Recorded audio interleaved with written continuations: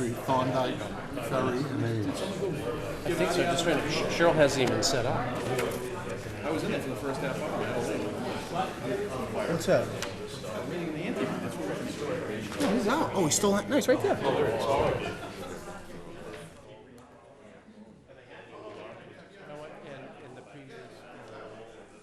Bobby, Jerry wants me to call on this one.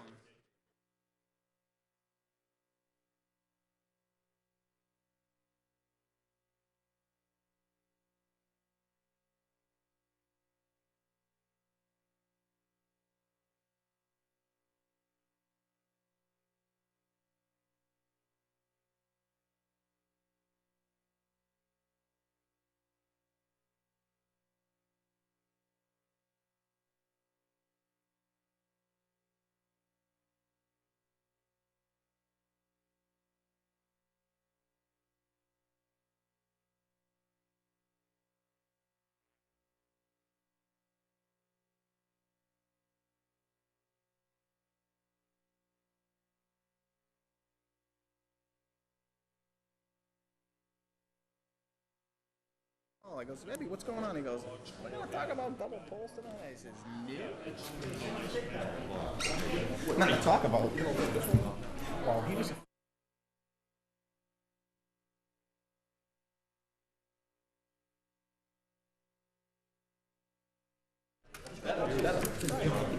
Cost of doing business. Show. Yeah, definitely. Thank you. Well, you don't have to say anything. I think I know. Whoa! What's that? Can't read anymore.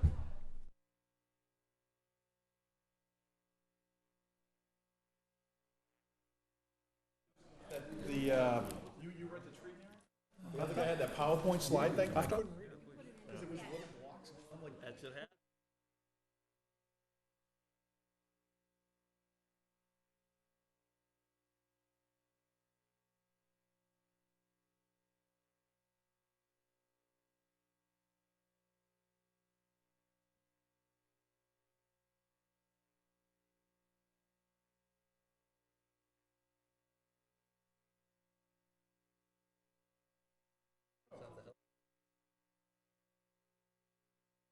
Yeah, but these are like I'm up to 175. Ready? These are 125. Okay, you just Declare, okay. Regular meeting of the City Council held in the Council Chamber on Thursday, May 12, 2011 at 7 p.m. for the purpose of transacting any and all business. Notice of this meeting posted on May 5th, 2011 at 5:50 p.m. This meeting is being taped and is live on SATV. Absent and excused is Councilor Lovely. Councilor President Ryan presiding. Councilor Sargent moved to dispense with the reading of the record of the previous meeting. All those in favor? Carries. I ask that you all rise for the Pledge of Allegiance. I pledge allegiance to the flag of the United States of America and to the republic for which it stands, one nation, under God, indivisible, with liberty and justice for all.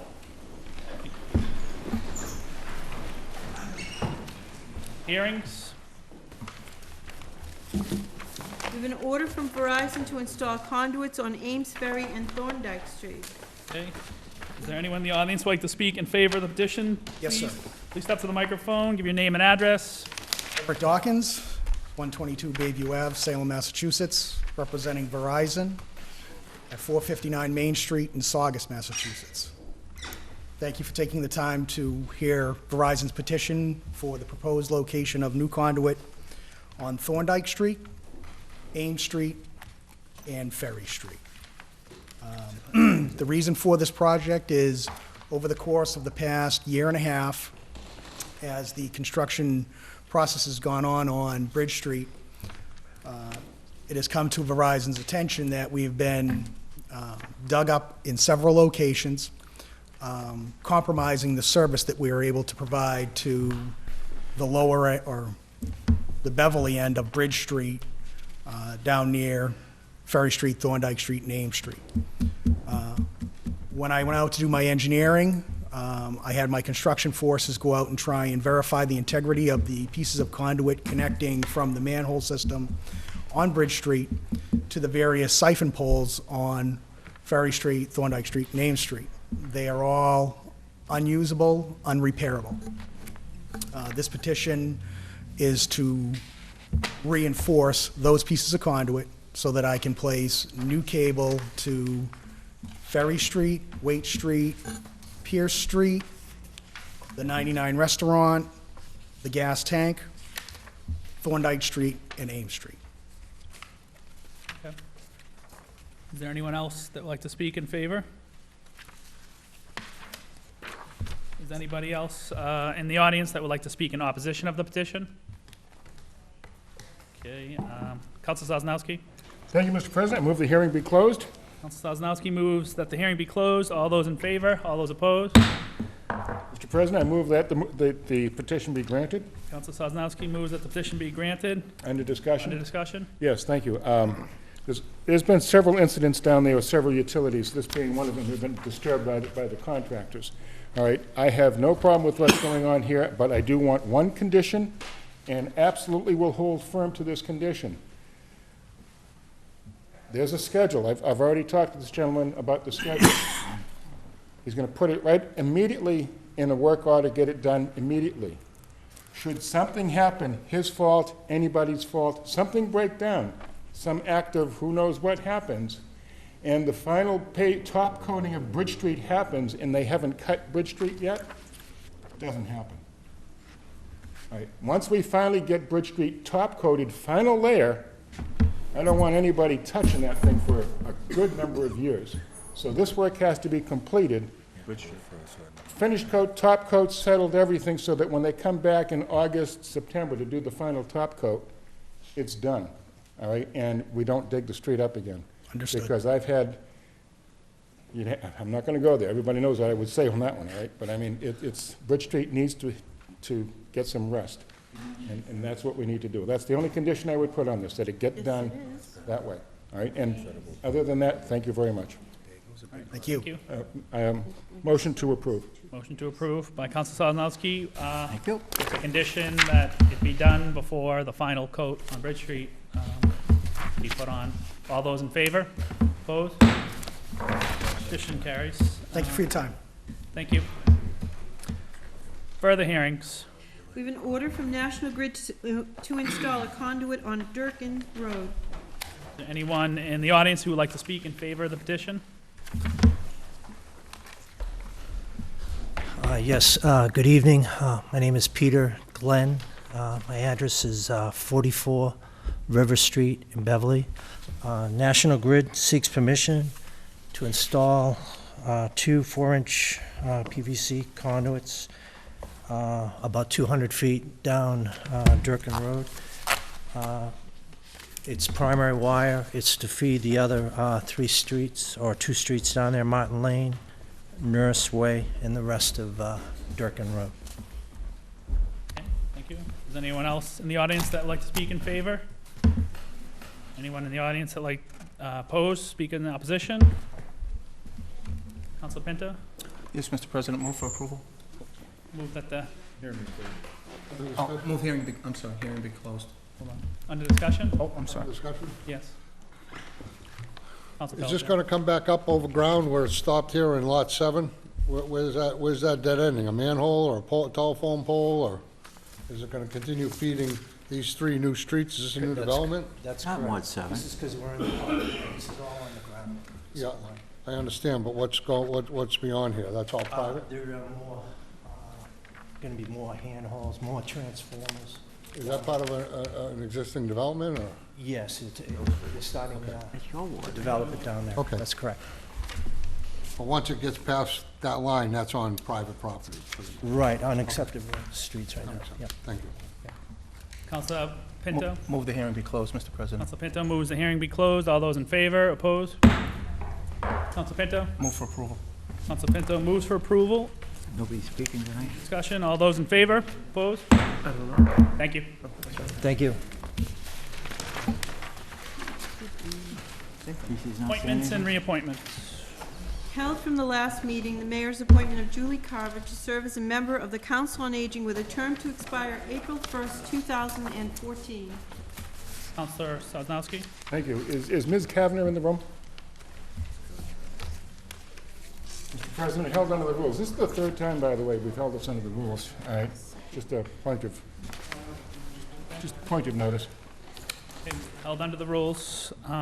Further appointments and reappointments? Held from the last meeting, the mayor's appointment of John Joden to serve as a member of the Commission on Disabilities with a term to expire February 1st, 2014. Council Prevey. Thank you, Mr. President. I move for confirmation by roll call vote. Council Prevey moves for confirmation by roll call vote. Under discussion.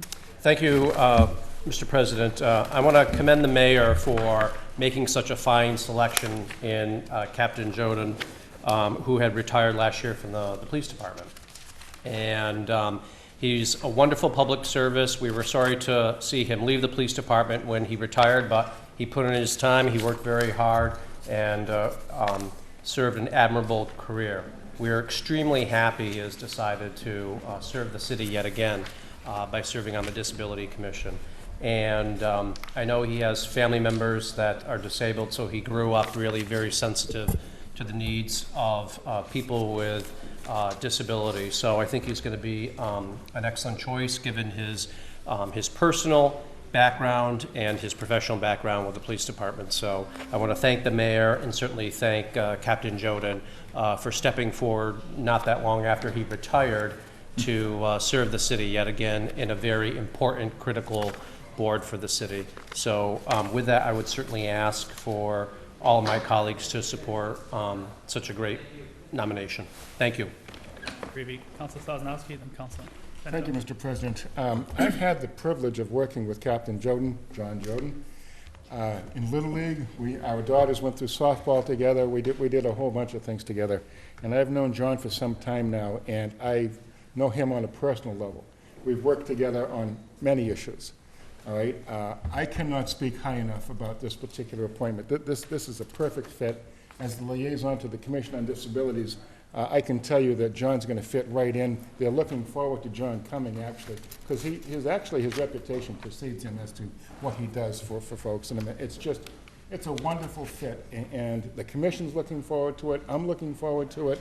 He's a friend of mine. I thoroughly endorse this appointment, and again, like Councilor, from my good friend from Ward 6, I hope everybody endorses this as well. Thank you. Thank you, Council Sosnowski. Council Pinto. Thank you, Mr. President. I want to rise in support, and I also want to thank the mayor. I think this is an appointment that is it just fits. We're very fortunate to have public servants that work for the city for years and years, and they want to come back and they want to give back to the community. In the short time I became to know Captain Joden, he's been nothing but professional, very, very professional in everything he said and does. Like I said, I do want to thank the mayor for this appointment. I think it's going to be a great appointment, and it's a very important disability commission that we have that Councilor Sosnowski is the liaison to. Thank you. Thank you, Council Thank you, Pinto. Captain. Any further discussion? Thank you, Mr. President. Council Pelletier. I do stand in favor of this appointment. Captain Joden has served admirably on the police department for many years. Rising to the rank of captain just shows his dedication. And for a quick story, Student Government Day, which I spent the past probably 8 years, and he'd be in the police station, in the booking room, in the lockup room, and he'd try to make the kids as comfortable as possible, but just looking around, they were pretty uneasy in there. It was nice to go back year after year and watch him. But he's done a fine job for the city. I know he'll do a great job on the Disabilities Commission. Thank you. Thank you, Council Pelletier. Any further discussion? Okay, Madam City Clerk, please call the roll. Counselor Sosnowski? Yes. Counselor Sargent? Yes. Counselor Ronan? Yes. Counselor Prevey? Yes. Counselor Pinto? Yes. Counselor Pelletier? Yes. Counselor O'Keefe? Yes. Counselor McCarthy? Yes. Counselor Fury? Yes. Counselor Ryan? Yes.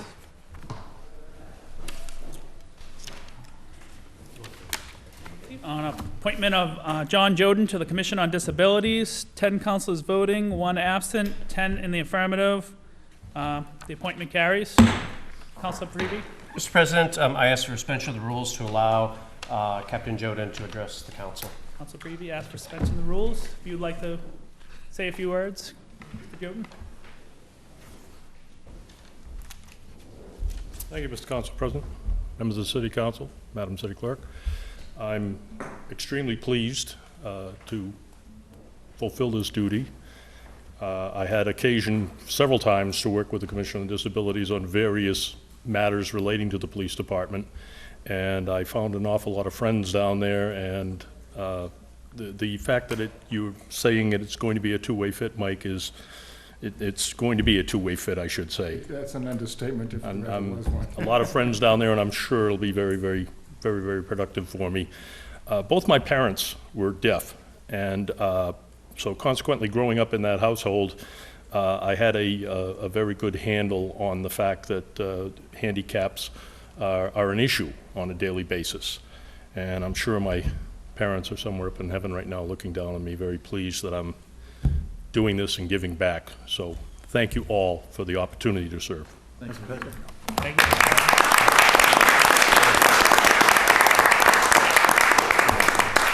Councilor O'Keefe. Through you, Mr. President. I hope Captain Joden can help the council resolving sidewalk cafes and your expertise come forward and help us, especially with Yahoo Coffee. Yahoo Coffee on Derby Street, which we're wrestling with. Councilor Sosnowski is wrestling with the commission, which you were just appointed to.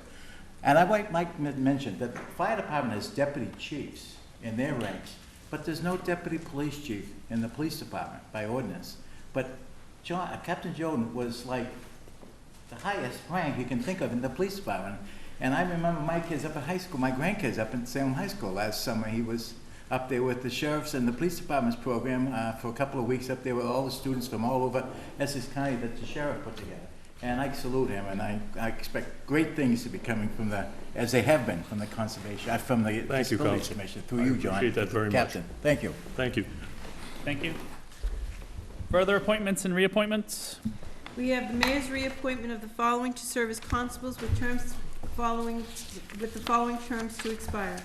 Richard Cornicini, term to expire June 24th, 2014. Gregory Io Vanello, term to expire March 16th, 2012. Councilor O'Keefe.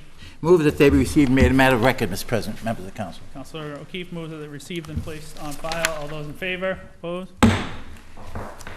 Communications from the mayor.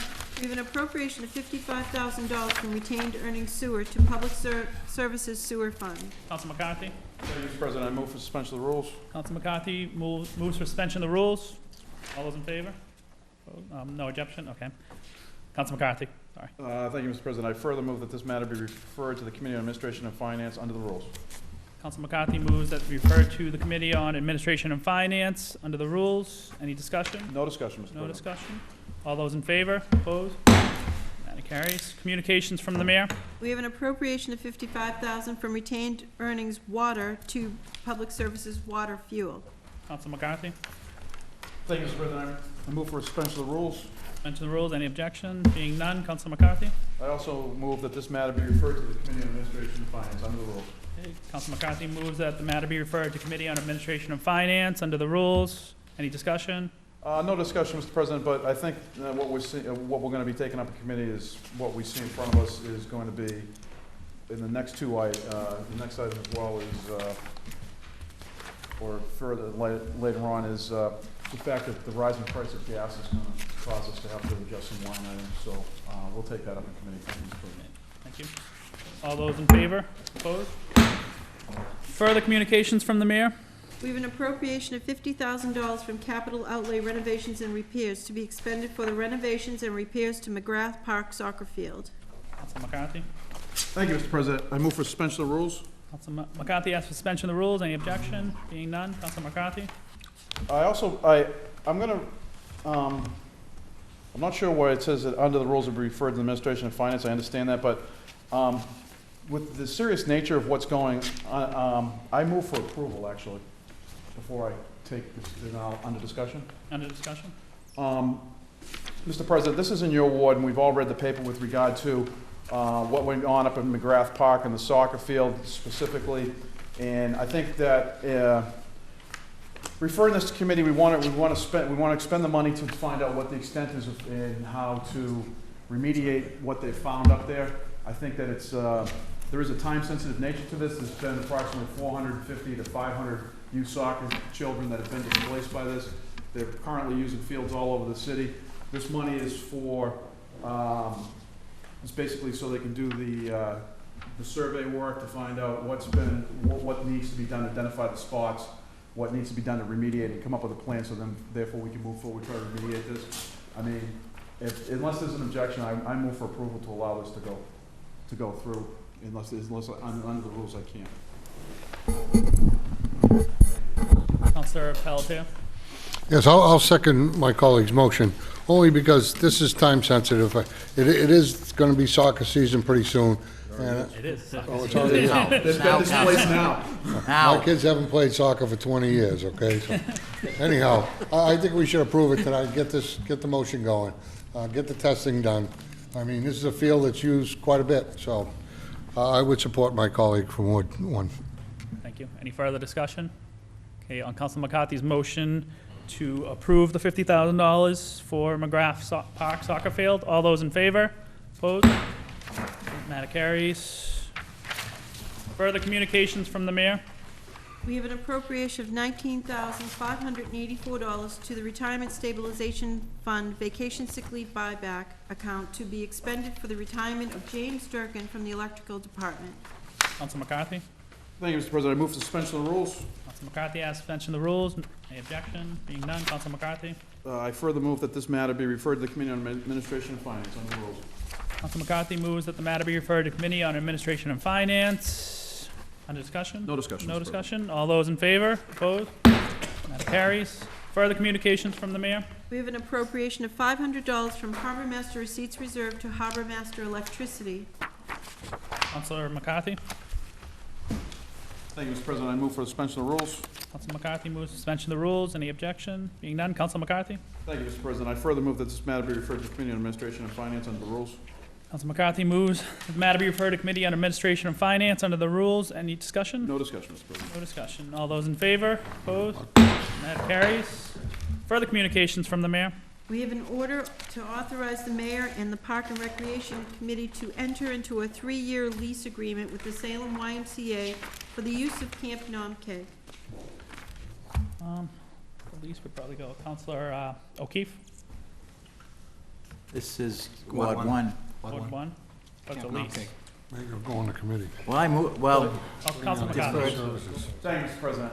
I move that this matter be referred to, since it is a lease agreement, that this matter be referred to the Committee on Licenses, Orders, and Legal Affairs, and if the will is co-post to the Committee of the Whole. Please. Yes. Councilor McCarthy moves to refer to Ordinance License Legal Affairs, co-posted with the Committee of the Whole. Under discussion? Under discussion, Mr. President. Where it is a lease agreement, I believe that it belongs in License, Orders, and Legal Affairs, and even though I understand that there is some sort of financial matter aspect to it, but I believe the overlying principle would be that it be in License, Orders, and Legal Affairs unless there's an argument another way, unless there's a will to move someplace else. That being said, being the liaison to Park and Rec put an RFP out for Camp Nom Keg. The YMCA responded to it. They have an agreement that we can take up. Park and Rec approved this to send over us for approval of the lease agreement. I've talked to a few of the neighbors up there about this issue. Camp Nom Keg's been underutilized a little bit since they moved. The city moved their camp to Forest River, so I think it's going to be a good fit. But we'll wait till we bring it up in committee and have a discussion about it. Thank you, Mr. President. Thank you. Council Pinto? Yes, Mr. President.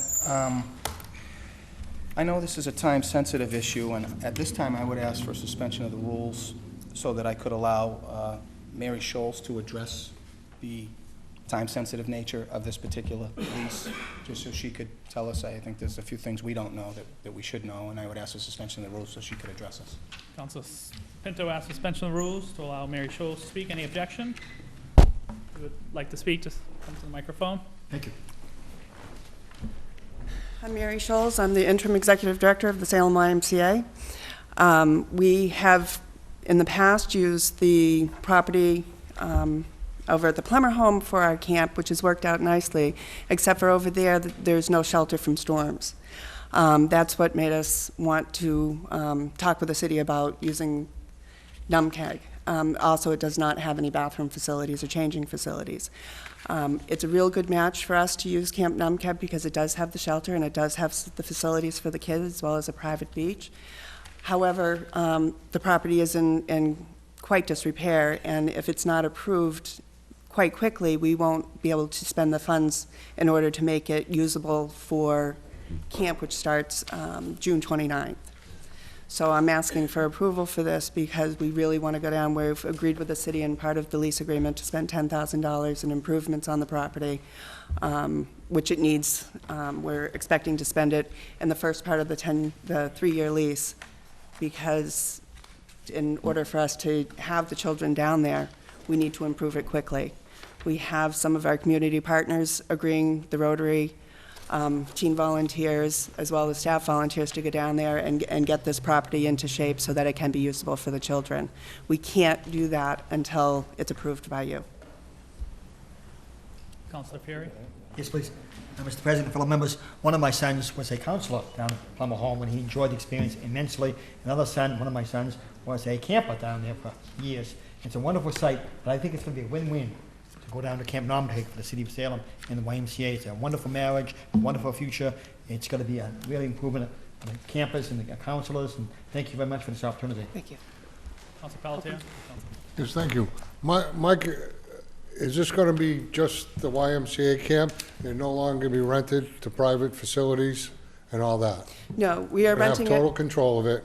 We are renting it Monday through Friday, from 7 in the morning till 6 at night. What about the weekends? The weekends, they will still be running their special events and The renting it Park out. and Rec Department? The Park and Rec will be doing Department, yes. that. Okay. So it will generate an income on that end as well for the, That's and what- we've also agreed to put our staff into helping them manage that, open and close it for those things. So we're lending our staff to help out the city in the weekends for that. Wonderful. That sounds good to me. Councilor Penta? Mr. President, at this juncture, I just spoke briefly with Councilor McCarthy. I know we have to do a lease agreement, and I know we have to do a first and second passage. Any lease agreement has to come in front of us, I know that. No? No, lease agreement doesn't need first. Oh, so we can vote on this tonight? We can vote on this tonight? Oh, okay, I stand corrected. Just one Thank you. passage? I thought it was two. One passage. Two-thirds vote. Okay, thank you, Madam City Clerk. I stand corrected. Yes, Mr. President, I have a couple of questions before we approve of a lease. I don't know exactly what the lease terms are. It was a great question whether or not this is an exclusive lease or whether or not we'll still have the opportunity to rent the space on weekends. I'm glad that we will still have that opportunity, and apparently we'll still have it at night after 6 o'clock. But I don't know any of the other. Let me, at 8 o'clock, I'm sorry, I spoke wrong. Oh. 8 o'clock. Oh, after 8 o'clock. Well, that's okay, so we're not going to be renting it after 8 o'clock. But I don't know any of the other terms of the lease, so I would ask that this go into committee with a recommendation that it, to be brought up at our next city council meeting, after we can all iron out the terms. Councilor O'Keefe? I'll yield to Council Prevey. Councilor Prevey? Thank you, Mr. President. What kind of bothers me, it's on our doorstep now, it's a big rush, and I see that Park and Rec Commission approved this on April the 19th, which means this could have went to our last council meeting. So there was a holdup somewhere along the line, and now all of a sudden, it becomes, a rush for us to act on it tonight. I'm not in favor of that. Councilor O'Keefe? Through you, Mr. President. A question of the why. How are you going to run your water programs? You're going to run them there, or you're going back to Waikiki Beach? There's a beach, no, there's a private beach right there on the property. We'll have it Big enough to accommodate your... Yeah, the way we did it even down at the Plummer home is we break our campers up into groups. We have 8 groups, only one group You'll at a bring time. all that, have all that stuff? Okay. Yep. Well, I thought we could operate on it tonight, but it's up to council's discretion.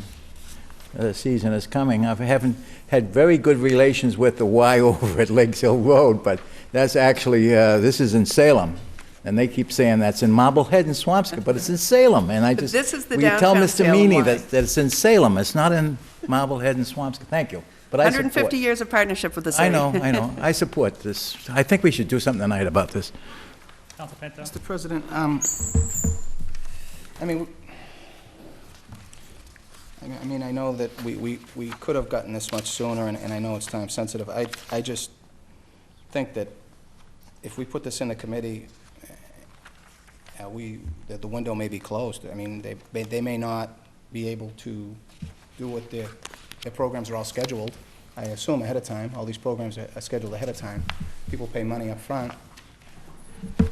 Yes, we could have got it sooner, Counselor, I agree with you. But I'd hate to not support this, and then we lose out, the Y loses out, and all these kids lose out. That's my opinion. I mean, I'd like to support it. That's all I have to say, Mr. President. Council Sosnowski? Thank you, Mr. President. Yeah, I'm concerned about the lateness of the filing here, and I don't have a problem with it, and I do want to also support the kids in the YMCA. That would be a good thing. But, I mean, it was from what, 8 to 8? Well, our camp will run from 7 in the morning till 6 at night. Our camp does close at night at 6. We have made arrangements, and in part of the lease is to do some community outreach there. So we may have invite the community to come down and do art classes at night or a yoga class at night and things like that. So there'll be some community outreach in the evenings. As far as I know, the camp has to be closed at 8 o'clock. It's an agreement they have with the neighbors. So it closes at 8 o'clock. So we would use that property at night. The camp would always close at 6, would never extend camp past 6. However, we left it open so that we would be able to do some community events down there. Right. My concern here, Mr. President, is on a couple of points here. First of all, it's only, what, about a 9-week window, 8, 9, 10-week window? This summer, it's a shorter window. Is it just this summer, or? We're applying for a 3-year lease. A yearly? 3-year. Yeah, but only for 9 months of each year? I mean, 9 weeks of each year? Yeah, it's usually 10, but because of the snow days, it's shorter this year. So. Okay. One of the things that I saw in here when I read this earlier today was this is supposed to end, what was it, September 2nd? September 2nd, yes. September 2nd, I thought it ended, but then there was a provision in here for snow and ice, and I said to myself, okay, that shoots the September 2nd theory out, but I'm not sure. I mean, what was that provision? I can't find it. I was trying to find it desperately just now looking through here, and I can't find it again, but I mean... If for any reason there wasn't school and we had to extend camp for any reason, usually that doesn't happen, right. But we do have the facility at the Y, which if we had to extend camp for a week, we'd be able to bring it back to our facility here. My last question would be, my understanding is it's Monday through Friday only. Yes. If someone were to come in wanting to rent the facility on Saturday, would they be able to come in Friday night to prep? Yeah, yes, that wouldn't be a problem. That would be an arrangement they'd have to make with the city, but Okay. we're working together with them. We're going to have someone help staff that, work together with it. Okay. Well, thank you very much. Yep. Thank you. Thank you. Council McCarthy and then Council Pelletier. Thank you, Mr. President. This one came out of the Park and Rec, and it went to the legal department to have them review the terms and all of the cross the Ts, dot the Is. That's why I believe there is some sort of lag between when we got it and when they approved it. That being said, I mean, I've talked to 2 of the immediate abutters. I haven't had a chance to talk to the people across the street yet. I happened to be driving by one day and I saw 2 of the immediate abutters right to the site. Pep Canacio's son and Mr. Mullane, who was right next door, whose property is actually bordered this in the back. And I talked to him what was going on. I've had discussions with the Y, with a couple other people at the Y, who basically said to me, once approved, they're going to do a community outreach to the neighbors. They're going to inform the neighbors of what's going on. They're going to develop a contact person, so if there are issues with regard to anything that goes on there's a contact person, because we all know how camp runs. I mean, you have a bunch of high school or college kids that are, moving a bunch of kids around, and all of a sudden, okay, who's in charge? So there's going to be that kind of interest. My initial concern was the start time. 7 a.m. seemed a little early to me, but I was informed that the 7 to 8 a.m. block is very minimally used. That's basically for single moms or somebody who has to get to work early, and the amount of drop-offs between 7 or 8 are minimal. The biggest amount of drop-offs occur between 8 and 9 o'clock, and then on the tail end of it, everybody usually gets picked up by 5, but the stragglers get picked up from 5 to 6. I'm in favor of this. I'll withdraw my motion. I'll make a motion to approve. The will of the body is to move forward. I mean, I think that the Y is a great institution. have been neglecting the last few weeks of getting down there, and I've been ribbed by a few members of the Y who see me and ask me where I've been. That being said, if the will is for me to withdraw, I will withdraw and make a motion to approve. But I think it's a good fit. Camp Numkeg is definitely in need of the infrastructure repairs they talk about. Part of the early on discussions I had was to make the Y is going to pick up day-to-day maintenance. They're going to be responsible for mowing the grass. They're going to be responsible for cleaning the bathrooms, all of which just relieves some of the that pressure off of the staff that at Winter Island that used to have to go over and take care of that. So I think it's a good fit. I think it will work, and I'll listen to the rest of my colleagues what they have to say, and then I'll either hold up my motion or withdraw it. Mr. Chairman? Councilor Pelletier, then Pinto. To my first question about leasing it on the weekends, there's nothing in this contract that says anything about the city and the Y. And I just briefly read it because we just got it, so I'm concerned about that at this point. I mean, I don't mind passing. I think it's a wonderful site. I think, you know, it'd be great for the Y to use. How about that lower lot where the that other little facility is? Are you going to be using that? That's part of it too. Okay. Yeah, so that gives them plenty of room, huh? But I'd just like to make sure, if we can amend it on the floor tonight, that city solicitor writes in the, rewrites this contract to add that language in for the leasing on the weekends. Mr. President. I'll make that as a motion. That's what's left over. Yeah, there's nothing in there. There's nothing in there about it. Mr. President, if I may, Mary, our next council meeting is May 26th. If we were to have a committee meeting next week on this and come back on the 26th, how would that affect what you're trying to do? Well, because we're still running our after-school program now and a lot of the kids are in school, we need the extra time to be able to get out there on the weekends and the nights to get the improvements made. We also have to, if we're not going to be using this property, have to scramble to find another property in which to have our camp.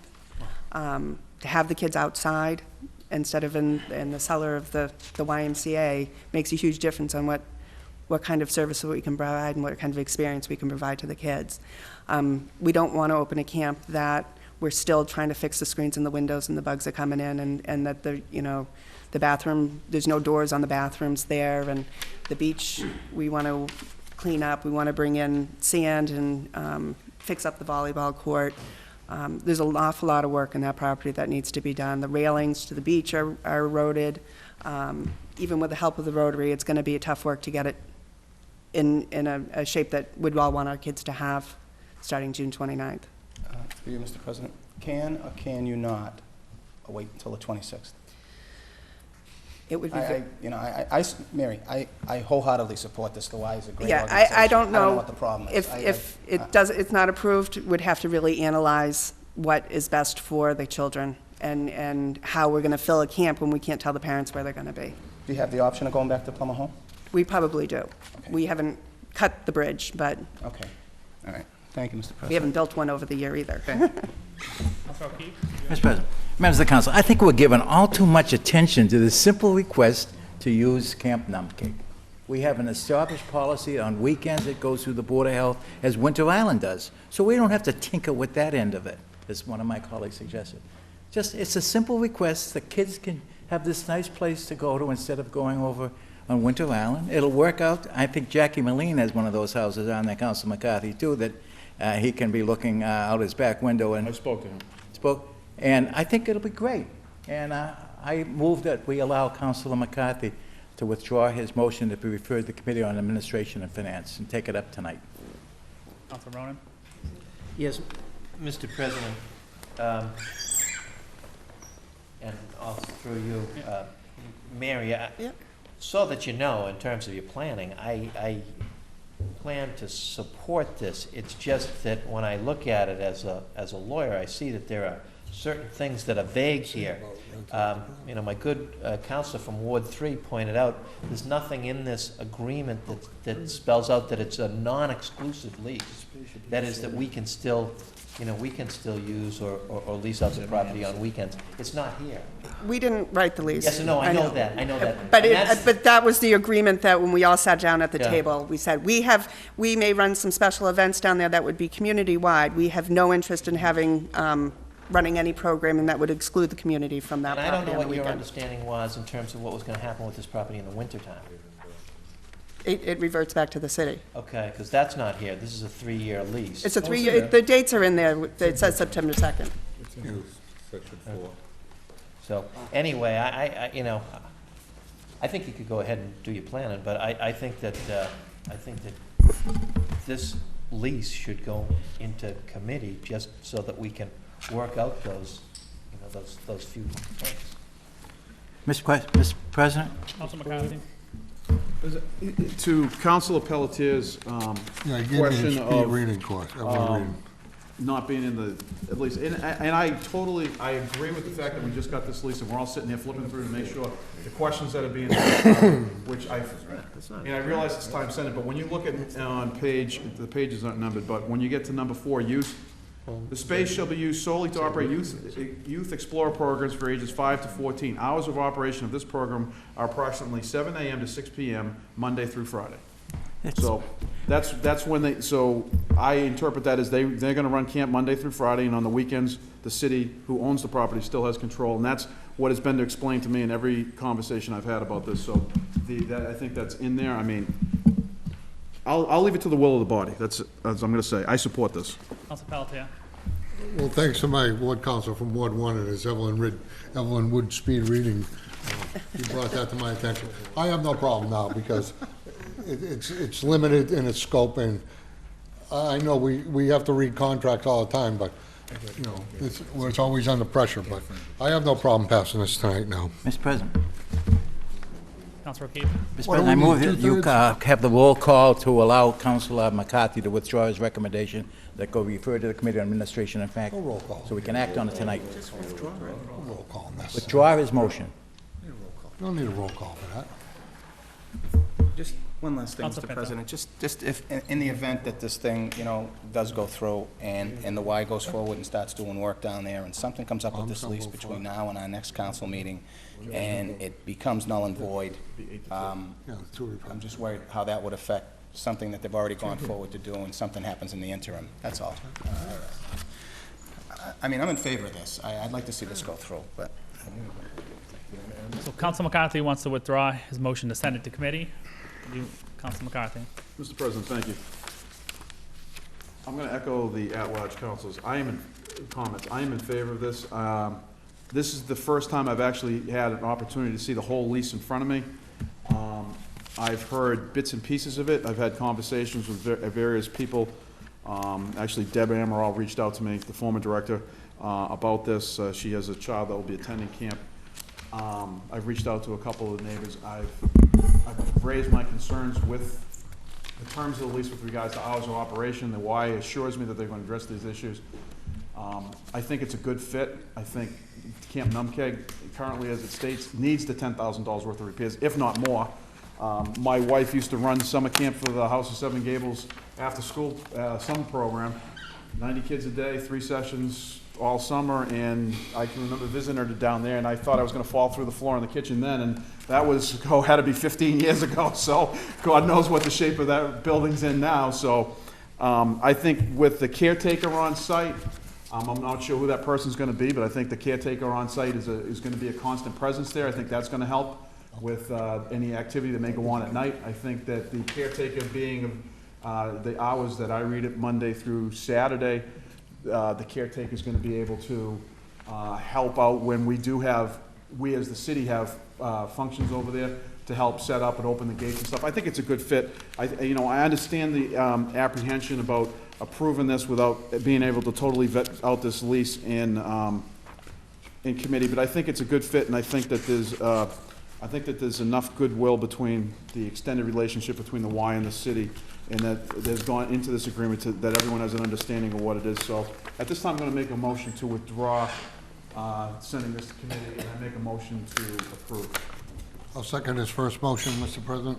Council McCarthy made a motion to withdraw his motion and Seconded. to approve, seconded by Council All those in Pelletier. Council favor? Ronan? Yes, Mr. President, as I said, I intend to support this. The problem is, if you take a look at it right now, I don't think it says what we all intended to say. If you take a look at a lease, you take a look at the terms of this lease is for 3 years with the options to renew. Essentially, there's no language in this term of the agreement that would mirror the language in the mayor's letter to us that states that the city will still be able to use this on weekends. Essentially, I think what the Y wants to do is they want to use this property really from May to October. Is that right? No. No, it No. says, it says. They are going to let us on the property in May just to do the maintenance that we need to open the last week in June, actually last day of June. June through September. So it's June through September 2nd, I believe it is. Okay.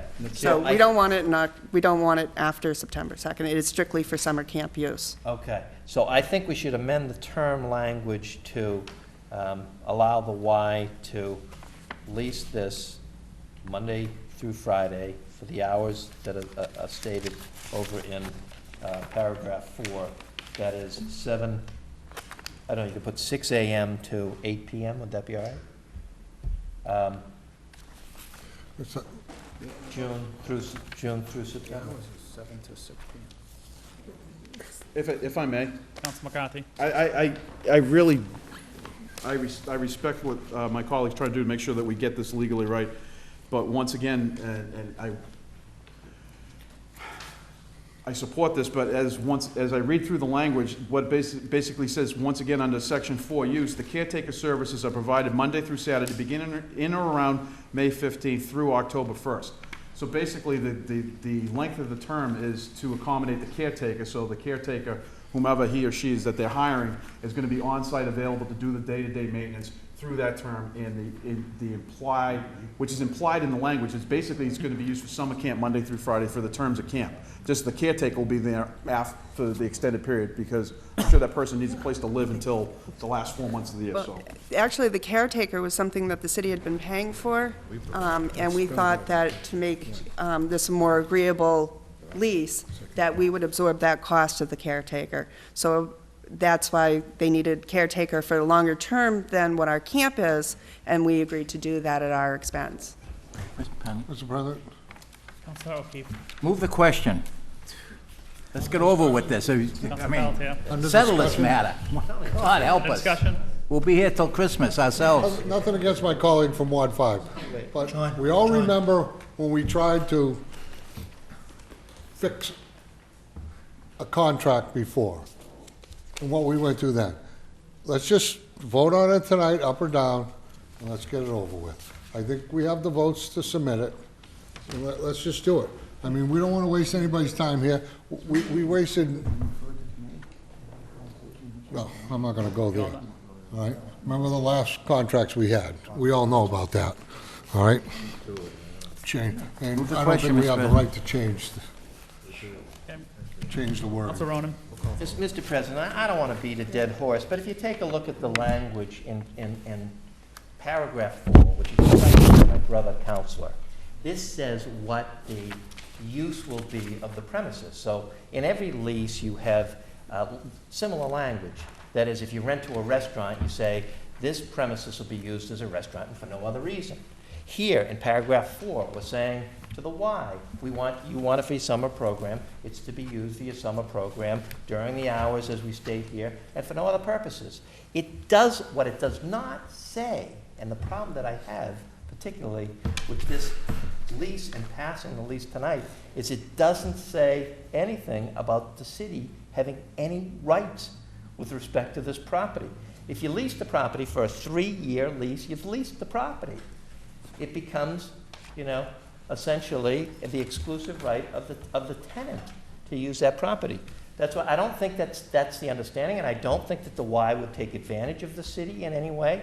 I think that, clearly the parties intend that it be a Monday through Friday lease, but the term of the lease doesn't say that. It says it's a 3-year lease. It doesn't have anything in the body of the lease that says anything else, other than it talks about what the Y will use it for during certain terms. But it doesn't, it just doesn't do what it's supposed to do. So that's why I was trying to fashion a quick amendment here so that I could vote in favor of this, which I would like to do. But there is a problem. This is a 3-year lease without, without giving the city, by its terms, the rights to come in and to lease the property out on weekends, which we intend to do. Councilor O'Keefe. Move the question. Councilor O'Keefe, can you take the? Yes. Mr. President, Chair recognizes Councilor. Thank you, Mr. President. This matter went in front of the Park and Recreation Commission, which they approved. They're responsible for taking care of the parks. That's not our job. They approved it. I'm sure that they wanted to be able to rent it on the weekend. The lease says that the Y is going to rent it Monday through Friday, a certain time. Nothing about the weekends. That still leaves it for the city. And I'm taking, based on the Park and Recreation's decision to vote for it, then went into the legal department and they approved the lease. I'm going to go by, normally we wouldn't vote on it. We want to wait on another hearing, which makes it kind of tough, but the Y is a great organization, and I think they need the time to fix up this place. It needs the work.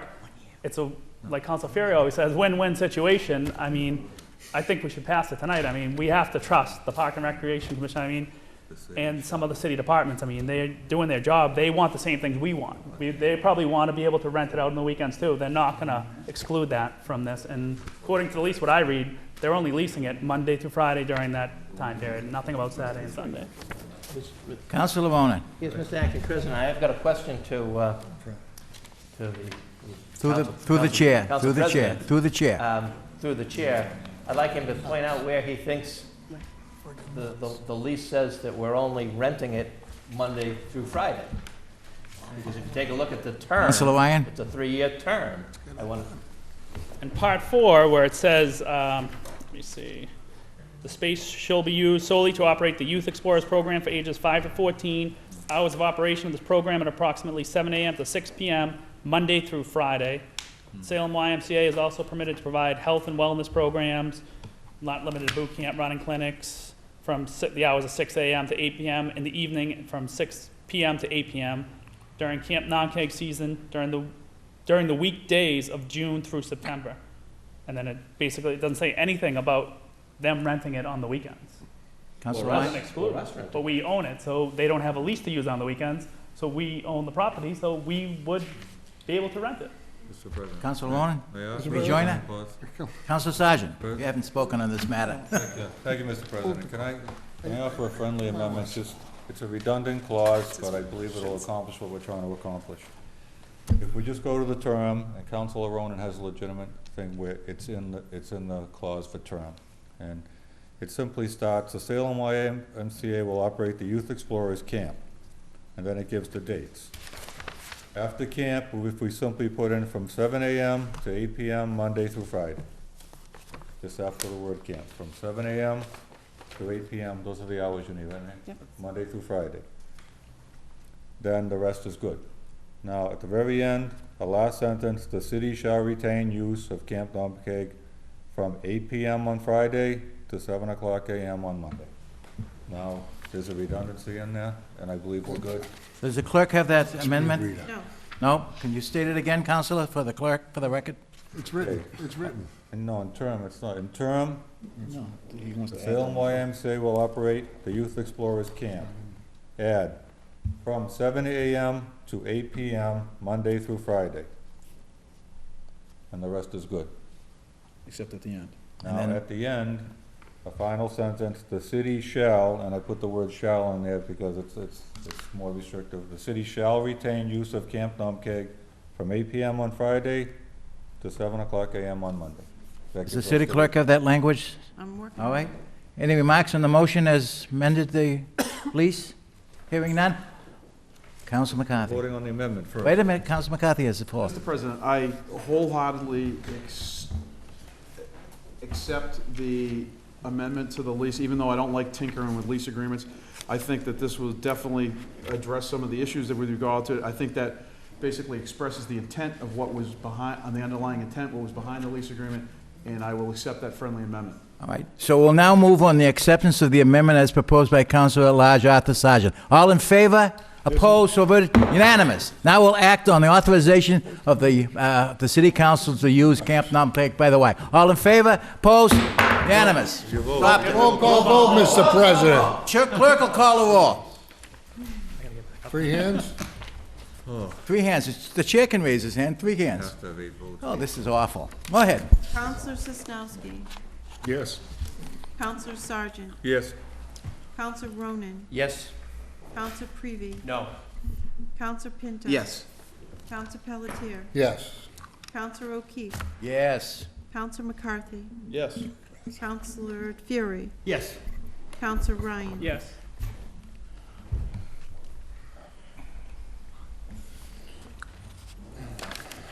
On the motion, on the matter of authorizing the mayor to enter an agreement with the Salem YMCA, the vote is 9 in favor, 1 opposed, and 1 absent. 1 nay and 1 opposed, 1 absent. I declare the mayor authorized this agreement. Chair will entertain a motion to reconsideration. Hope it will not prevail. Councilor? Move for immediate reconsideration and hopes it does not prevail. Councilor Pinto is moving for immediate reconsideration and hopes it will not appeal. Not prevail. All in favor? Reconsideration? Opposed? Opposed. Adopted. Councilor? Good luck. No problem. No problem. We'll be down there. I must have done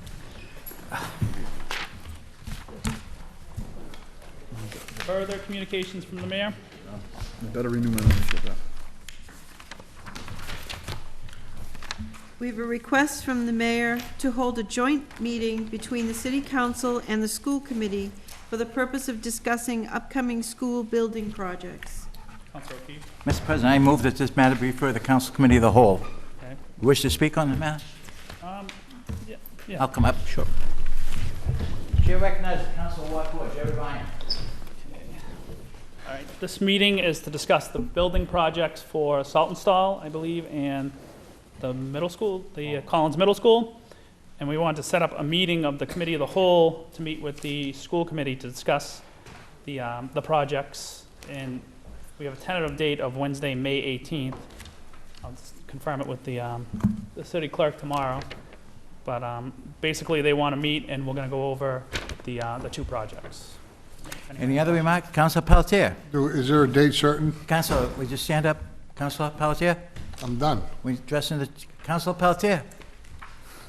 Stand up when you address the chair. All right. The question was, Mr. President, is there a date certain? Councilor Ryan, date certain, sir? Yes, May 18th, which was Wednesday, most likely 6:30. Thank you. Any other member of the council wish to speak on this matter of the special meeting with the school committee? Hearing none, all in favor? Opposed? Hold on. So, I'm sorry. Councilor Sosnowski? Wish to speak, Councilor Sosnowski? I'm sorry, I didn't see your We hand. already have 3 meetings scheduled for that evening. I didn't hear you, sir. That's a consideration. Definitely a consideration. I would like to consider a different date. Oh. That particular day, I have 3 meetings Sure. scheduled for. Reasonable? What other meetings? What are the Do meetings? you have a suggestion, I Councilor? have the ZBA, which is highly important. I have a Veterans Council meeting, which is highly important. And there's the Winter Island meetings in the morning. That wouldn't interfere with the evening meeting. Councilor Ryan, you accept a change in date? I can look at it tomorrow and see what date we can, if we can move it to another date. Could we leave it open, Councilor Sosnowski, and then the council president knows your problem with the scheduling? Councilor Pelletier? I think my colleague should be a little more flexible. There's 11 of us and another 8 on the school committee, or 6, whatever. Oh, Council, I disagree Everybody with needs- you. I mean, that's, he's I just wanna- asked the through privilege the of the president, council. Mr. President, I want to ask the Councilor Ryan, did you set a date with the school committee with this? Was this all pre-planned, or? Councilor Ryan, could you address that question of the Yeah, council? the this date a was date- set, the mayor wanted to set a date with the joint city council and the school committee. She set that date, but the city clerk wasn't going to be here, so we were going to move it to the committee of the whole so I could run the meeting. Okay. So, I mean, I can change, I'll have to call the school committee and find out. We all don't have to be here, but, I mean, people want to weigh in on this, so. Yeah, that's what I Maybe mean. if we started at 6 o'clock, maybe, I'll have to find out tomorrow. And Okay. see what I can do. Thank you, Councilor Lyon. Thank you. Want to retain this chair? Yes, please. Yeah, get them off of there.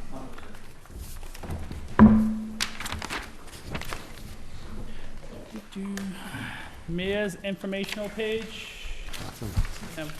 Received after the deadline of Tuesday noon. Mayor submitting proposed capital improvement program for 2011 through 2015. Council McCarthy. Thank you, Mr. President. I ask for suspension of the rules to receive the late file. Council McCarthy asks suspension of the rule. Any objection? Seeing none. Council McCarthy. I further move that this matter be referred to the Committee on Administration and Finance. Council McCarthy moves that the matter be referred to the Committee on Administration and Finance. Under discussion. Yes, Mr. President, briefly, this evening, I'd had a conversation with Mr. Viscay earlier in the week, and he wanted to get us this document, which everyone received. I think it's just like this. And it's the proposed capital plan for 2011 through 2015. By putting this committee, we can set a date to have a meeting on this. It'd be the first step in the budget process for this fiscal year. So this matter be referred to the Committee on Administration and Finance, and we'll have a meeting on it. Thank you. Thank you. Any further discussion? Council McCarthy's motion to move to the Committee on Administration and Finance. All those in favor? I would also, before we take that, I would Co-post it? co-post to the committee of the whole in case anyone on other council would like to weigh in All on right, it as well. so move to the Committee on Administration and Finance, co-posted with Committee of the Whole. All those in favor? Opposed? Cheryl, do you want this? Motions, orders, and resolutions. Council McCarthy? Thank you, Mr. President. Order that the monthly financial report dated March 31st, 2011 be referred to the Committee on Administration and Finance. Under discussion? No discussion, Mr. President. We refer these matters to committee in case we want to take them up in committee, but everyone has one, so we'll just pass them on. On Council McCarthy's motion to move to the Committee on Administration and Finance. All those in favor? Opposed? Council Prevey? Further motions, orders, and resolutions. Council Prevey? Thank you, Mr. President. City of Salem and the City Council, May 12, 2011, ordered that the Committee on Public Health, Safety, and Environment meet to discuss the status of the proposed gas station on 111 North Street, and that the abutting neighbors, the owner, Bob Sideropoulos, and his counsel, the building inspector, the city engineer, the fire chief, and the acting health agent be invited. Under discussion? Thank you, Mr. President. As everyone knows, the gas station at 111 North Street is a disaster.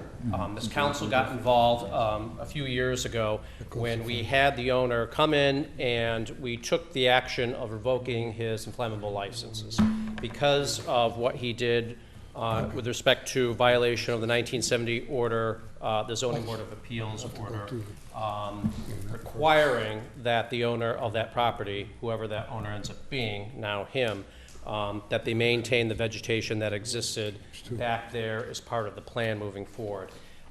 Just to recap, everyone remembers that when he purchased the property, he sent in a crew one day, cut down all the trees in one morning or afternoon, however it was, but they were all basically down in a day, and it wasn't discovered until soon thereafter that this order existed. So the city did not intervene during the time that the trees were being cut down.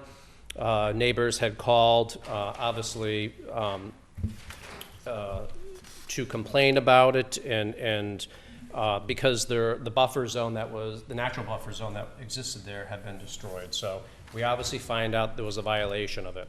Mr. Sideropoulos, through his attorney, Mr. Crenti, came in before the council, said they were going to work with the neighbors to move this thing forward, to put up the trees again, to reestablish a vegetative buffer zone, and none of that has happened.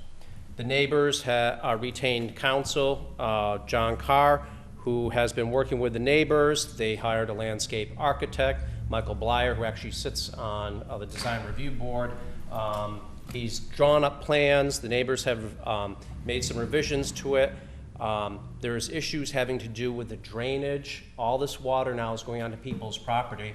One of the abutters next door on North Street, the two gentlemen, they're the brothers, they've owned the property for, I think their families had the property for 100 years. For the first time, they get flooding now because the trees are gone and there's something going on with an illegal drain that he put in there. He never even went to the city engineer to get a permit to put that drain in. And the city engineer finally identified the fact that this drain was there, it's underground, and had some meeting. I'm not sure what's going on. I haven't gotten a response from the city engineer about this. And there's other issues regarding the tanks that are in the ground. There's a dirt pile there, some fill that I think really needs to be looked at and perhaps tested, because there's concerns that maybe there's contaminants on that. And I've spoken with the health department about that. So, but nothing's happening, and the neighbors are ready to move forward to get the plan moving, to get all the issues and the problems corrected, and that's not being done because the owner is doing nothing on it. And he's a repeat offender, Mr. President. 2004, he had a similar type proposal up in Stratham, New Hampshire, and there was an article in the paper up there, and the town officials in Stratham were completely mystified as to why he was working along, and all of a sudden he just up and left the property in disarray. So this is how he operates. This is the type of business he runs. And unfortunately, it's to the complete detriment of the neighbors who live there and their property. Their properties are devalued.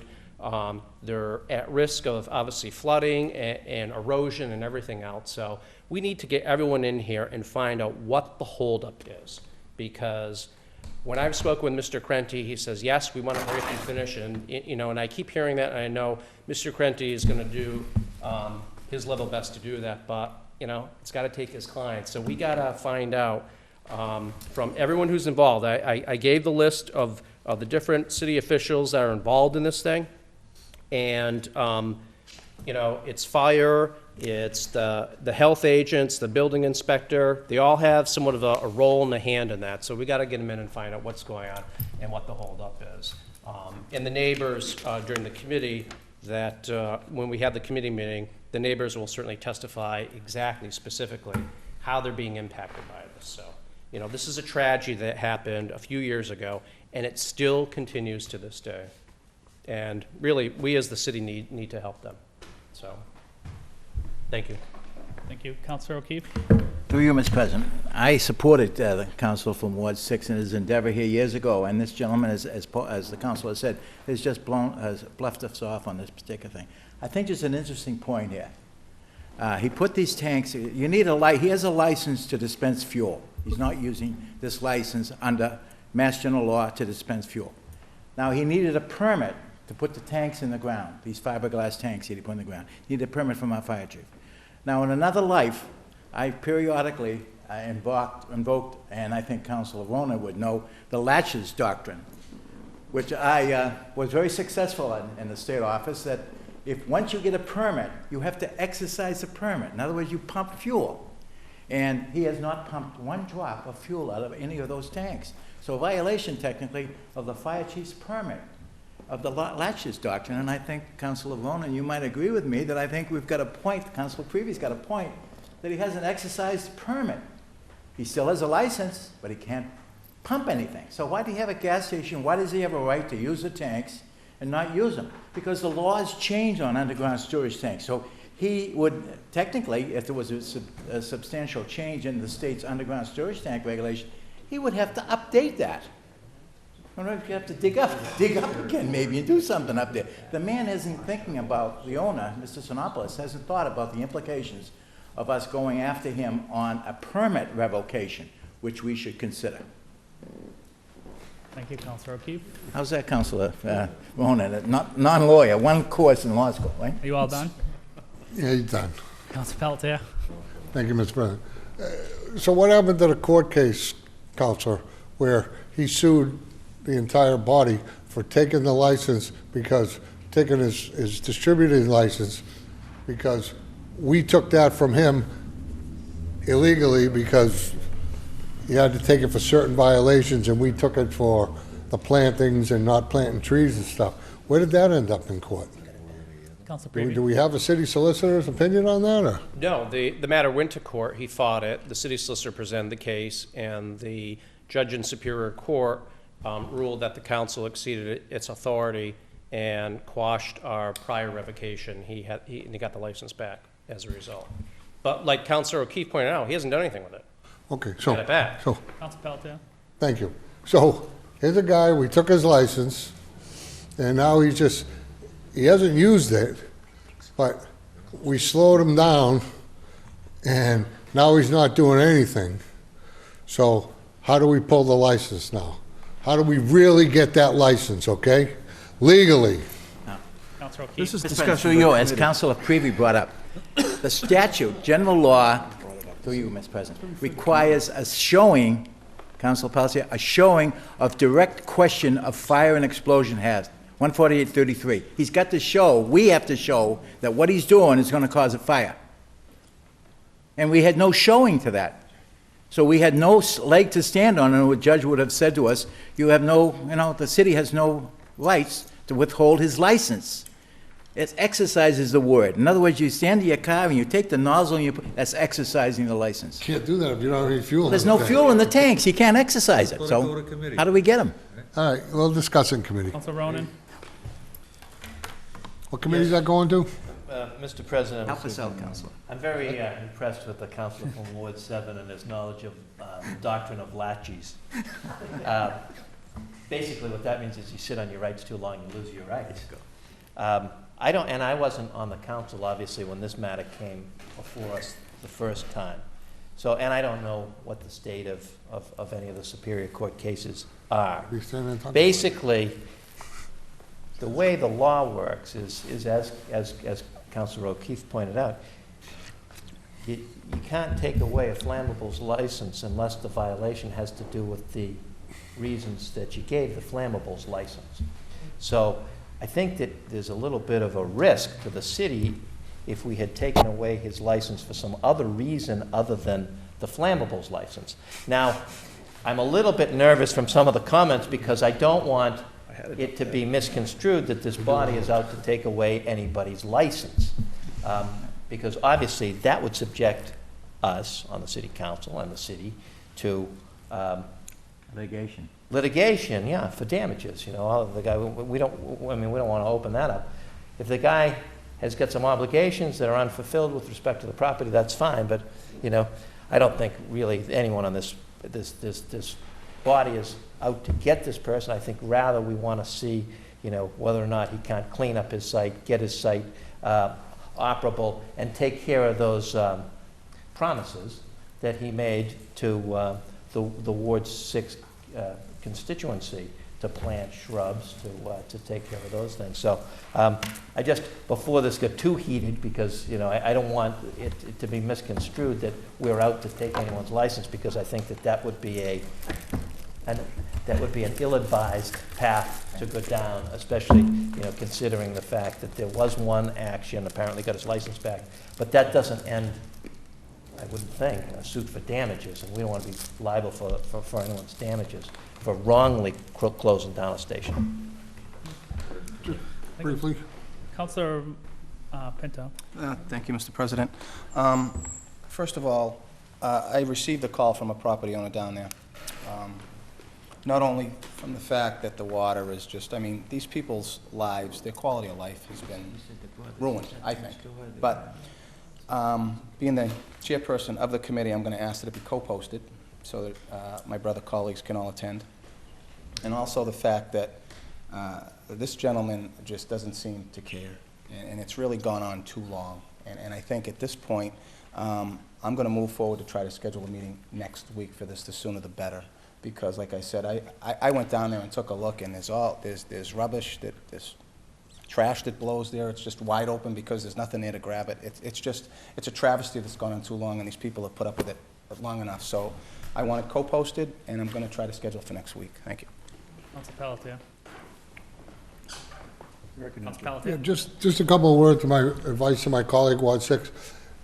I think you should get the city engineer over there and relook at the drainage system, as well as the building inspector. This is before the meeting, Council, so they can give us a report and get the building inspector to see just how much fill they illegal put in back there. They raised the hill back there.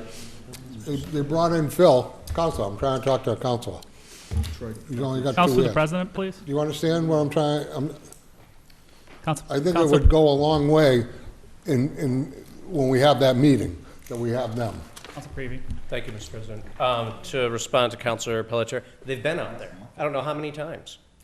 Nothing's happening. That's the issue. Well, let's get their reports in writing, so That's what this we know Right, what to yeah. do. Well, I'm going to notify them, and everyone here, actually, you know, whether it's the fire chief or the acting health agent, whatever documentation in connection with this property that they have, I want them to bring everything in.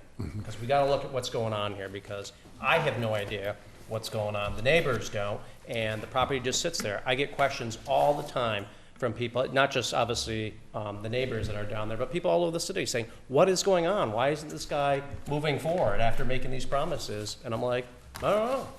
No one seems to know. All right. Okay. On Council Prevy's order to move this matter to the Committee on Public Health, Safety, and Environment, co-posted with the Committee of the Whole. All those in favor? Opposed? Matter carries. Council Prevey. Thank you, Mr. President. City of Salem, in the year 2011, an ordinance to amend an ordinance relative to traffic, Chapter 42, Section 50B, handicap zones, limited time, be ordained by the City Council of the City of Salem as follows. Section 1, repeal Buffum Street in front of number 40 for a distance of 20 feet, handicap parking, tow zone. Section 2, this ordinance shall take effect as provided by city charter. Under discussion?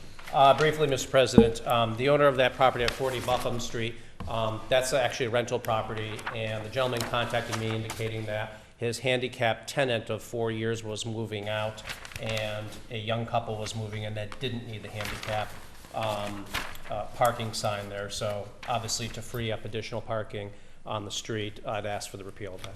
Thank you. And it has the recommendation of Lieutenant Brzezinski. Any further discussion on the repeal of the handicap spot on Buffum Street? All those in favor? Opposed? Matter carries. Further motions, orders, and resolutions. Council Ronan. In the year 2011, an ordinance to amend an ordinance relative to administration. Be it ordained by the City Council of the City of Salem as follows.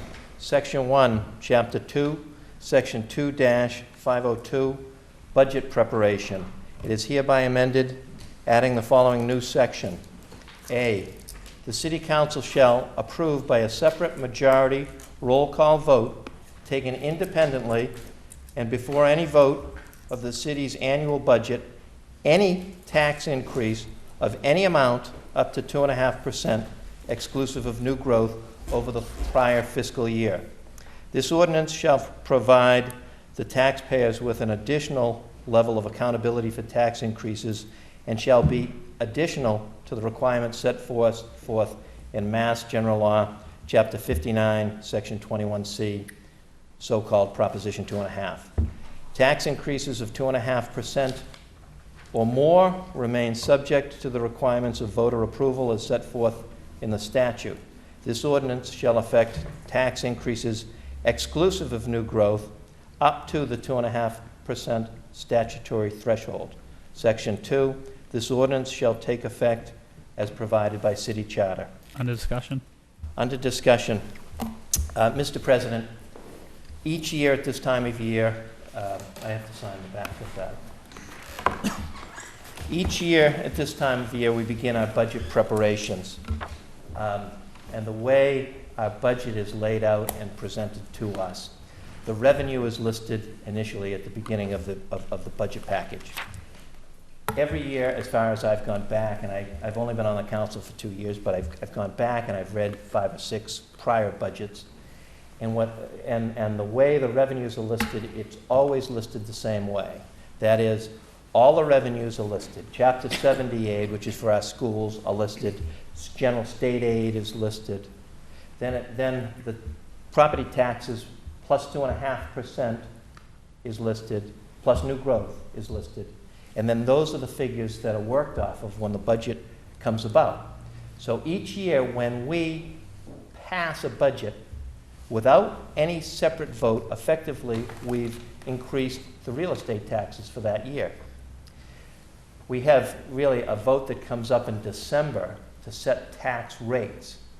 But when we set tax rates at that time, we already know what the figure is going to be because the figure is driven by the budget itself. So for instance, last year, the taxpayers in the city of Salem paid $70 million in real estate taxes. If we don't do something this year, automatically there'll be an increase of 2.5%. So you'll take the $70 million, add 2.5% onto it, and use that in this year's budget. Essentially, then, when the budget number comes out, we then, in December, when it comes time to set the rate, we then have to use that new figure, say it's $72 million, to set our tax rate. So effectively, we vote on the tax rate, we vote on the budget, but we never have a separate vote on whether or not we're going to raise real estate taxes. So this measure would call for a separate vote.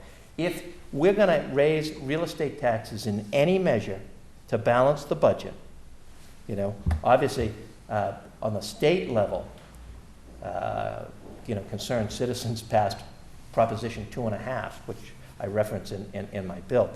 If a city or town were going to raise the real estate taxes above 2.5% to balance their budget, they'd have to ask for an override. They'd have to send the matter out on a referendum and get all the citizens to vote for it.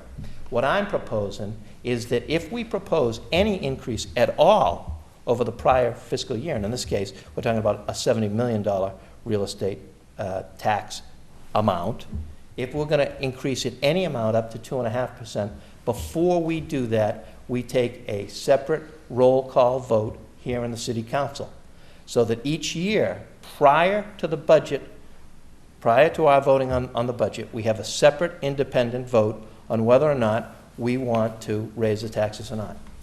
When I ran for Ward 5 Council just 2.5 years ago, or 2 years ago, the biggest issue that I face you know, that's presented to me is, when are we going to do something about the escalating real estate taxes? And I can tell you that unless you do something, unless you call for a separate vote on whether or not to raise real estate taxes, it will be raised automatically. It's the process by which we're using right now, or the administration uses to come up with the budget, that has a built-in 2.5% increase each year. When the state allots the city of Salem its money for education under Chapter 70, they tell the state exactly how much money they're gonna have. When they give us general aid, general state aid, they tell us exactly what the dollar figure is. Here it is. You're gonna have $25 million. They tell you to the penny. But we don't, as a city council, we don't tell the mayor how much money she's gonna have in real estate taxes to use in preparation of her budget. So by statute, she can use the amount of last year's real estate taxes plus 2.5%. So each year, just to start with, she starts with that figure. And so what I'm asking for is, you know, perhaps there are some years that we have to raise the real estate, you know, taxes in Salem to provide an adequate level of services. Perhaps, you know, you on the council believe that this is a year, but perhaps you don't. And I think that we should have a majority vote here on the council floor as to whether or not we raise taxes. And we should do that before we start deliberating on the budget. If we do that, then the administration knows, just like she knows what the school money she's getting under Chapter 70 is, she knows what the state aid is getting, and she knows what the figure is here for tax money that she'd be getting from this council. We're the legislative body, we control the purse strings, and we also control whether or not there's an increase in real estate taxes. Effectively, we have been approving real estate tax increases every year by passing the budget. When we pass the budget, we give a de facto real estate tax increase each year, but without ever a separate vote on that. So my measure is, and I'm moving that this matter be referred to the Committee on Ordinances, Licenses, and Legal Affairs to look over whether or not, this amendment would be appropriate so that we could have a separate vote on whether or not we're going to raise taxes before we vote on the budget each year. Thank you, Mr. President. You're going to co-post Thank you, that? Council Ronan. And I would co-post that with obviously with the committee of the whole. Real. Any further discussion? Okay, on Council Ronan's motion to move his order into ordinances, license, legal affairs, co-posted with the committee of the whole. All those in favor? Opposed? Matter carries. Further motions, orders, and resolutions. Council Salzowski. Thank you, Mr. President. City of Salem and City Council, May 12, 2011, ordered that the Committee on Administration and Finance, co-posted with the Committee of the Whole, meet to discuss the possible acquisition of the Salem Power Plant, and the following be invited. Representatives of the Mayor's Office, the Finance Director, Mike Fitzgerald, Plant Manager, Attorney Jim Smith, Representative John Keenan, or his representative, and Senator Fred Barry, or his representative, and Malia Griffin. Under discussion, Mr. President? Discussion, Council Salzowski. A few years ago, I kicked this around, hoping that this day would never come. Obviously, it's come. We've all read the papers, all right? And we have the plant closing on us. And we have probably a couple-of-year window where we're going to be all right. But after that couple-of-year window comes and goes, we're going to be having a problem, right? Toward that end, as everybody here knows, when you were counselors, you got the tour of the plant. I remember when they were putting in the LNG pipeline, I went down and I talked to Mike Fitzgerald, and I said, you guys are going to consider putting a tap off of that so you can run it through LNG? At that time, I was told that the the power plant here in Salem was one of 5 plants that they bought in a 5-plant package. 2 of these plants were coal-driven, which is what really attracted the attention of Dominion. The other 3 weren't. They generally didn't care that much about the other 3, at least at the time. They were really concerned with the coal-driven ones because those were the ones that made the money. And yeah, they make a lot of money, but they also attract a lot of attention. In talking with some of the representatives that work there, we found out that they make some serious profit at the end of the year. But naturally, to comply with environmental concerns, they need to add this, add this, add this, add this, and it gets very expensive if they're going to stay with coal. In talking to Mike Fitzgerald again, when I talked about that tea, he said to me, no, we're not going to do that because it's too expensive. The supply of LNG gas is too unreliable, and it's just not as profitable as coal. That being said, things have changed. First of all, gas is a whole lot more reliable than it ever has been. The price of gas is one thing that we can almost depend upon. It's almost as much as coal. All right, but the thing that I'm thinking here is, when I first got on this council, we were getting just under $9 million tax from power plant.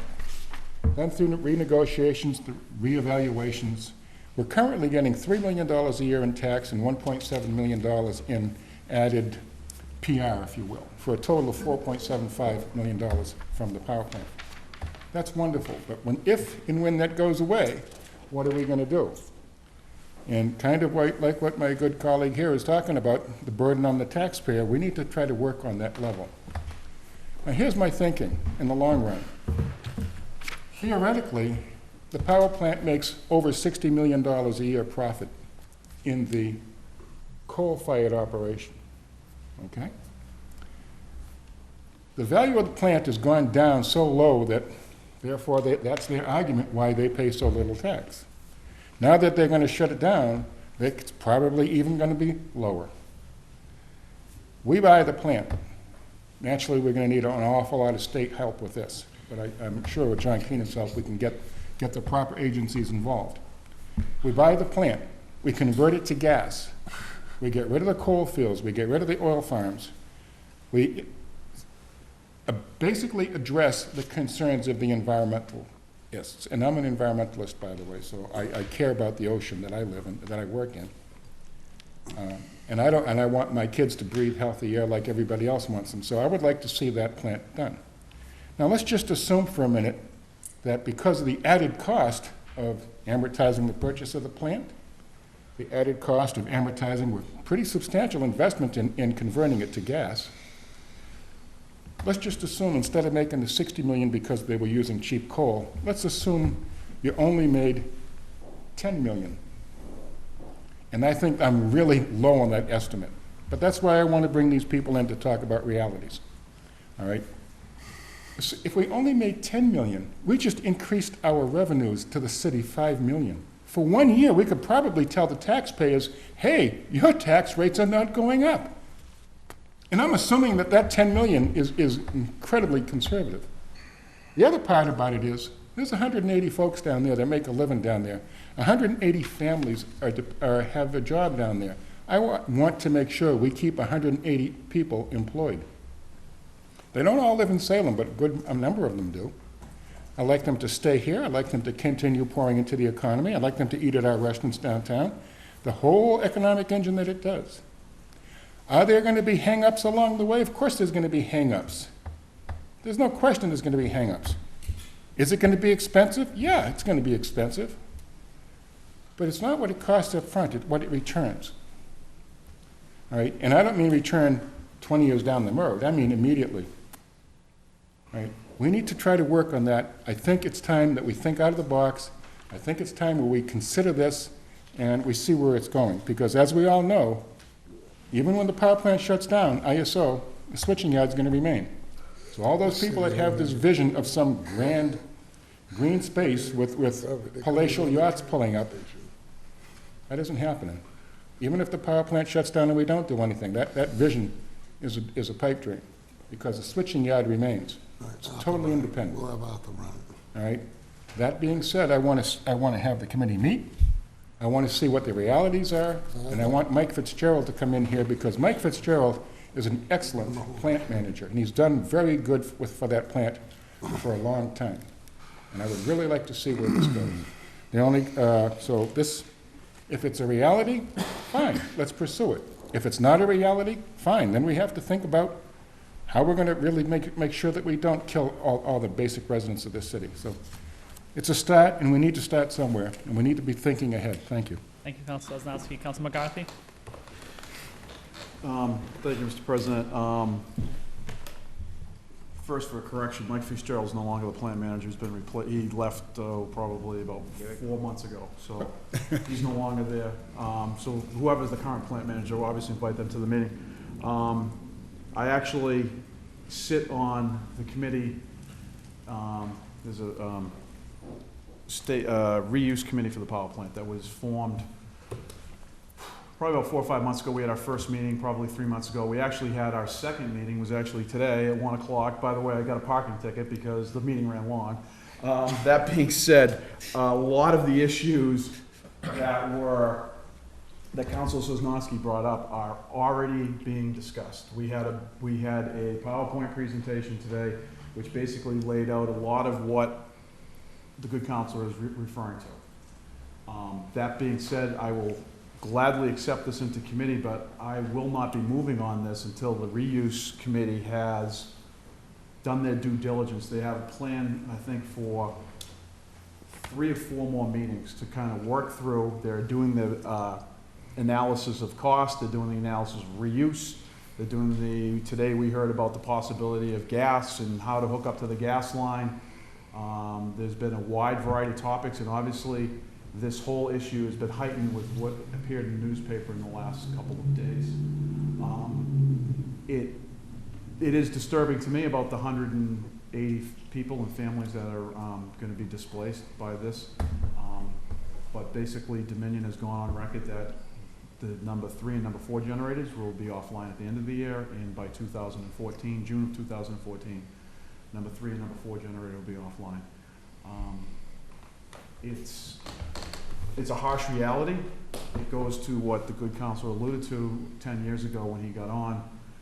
Powers to be higher than us deregulated the power industry and allowed the tax rate for that plant to be negotiated down over the period of 10 years.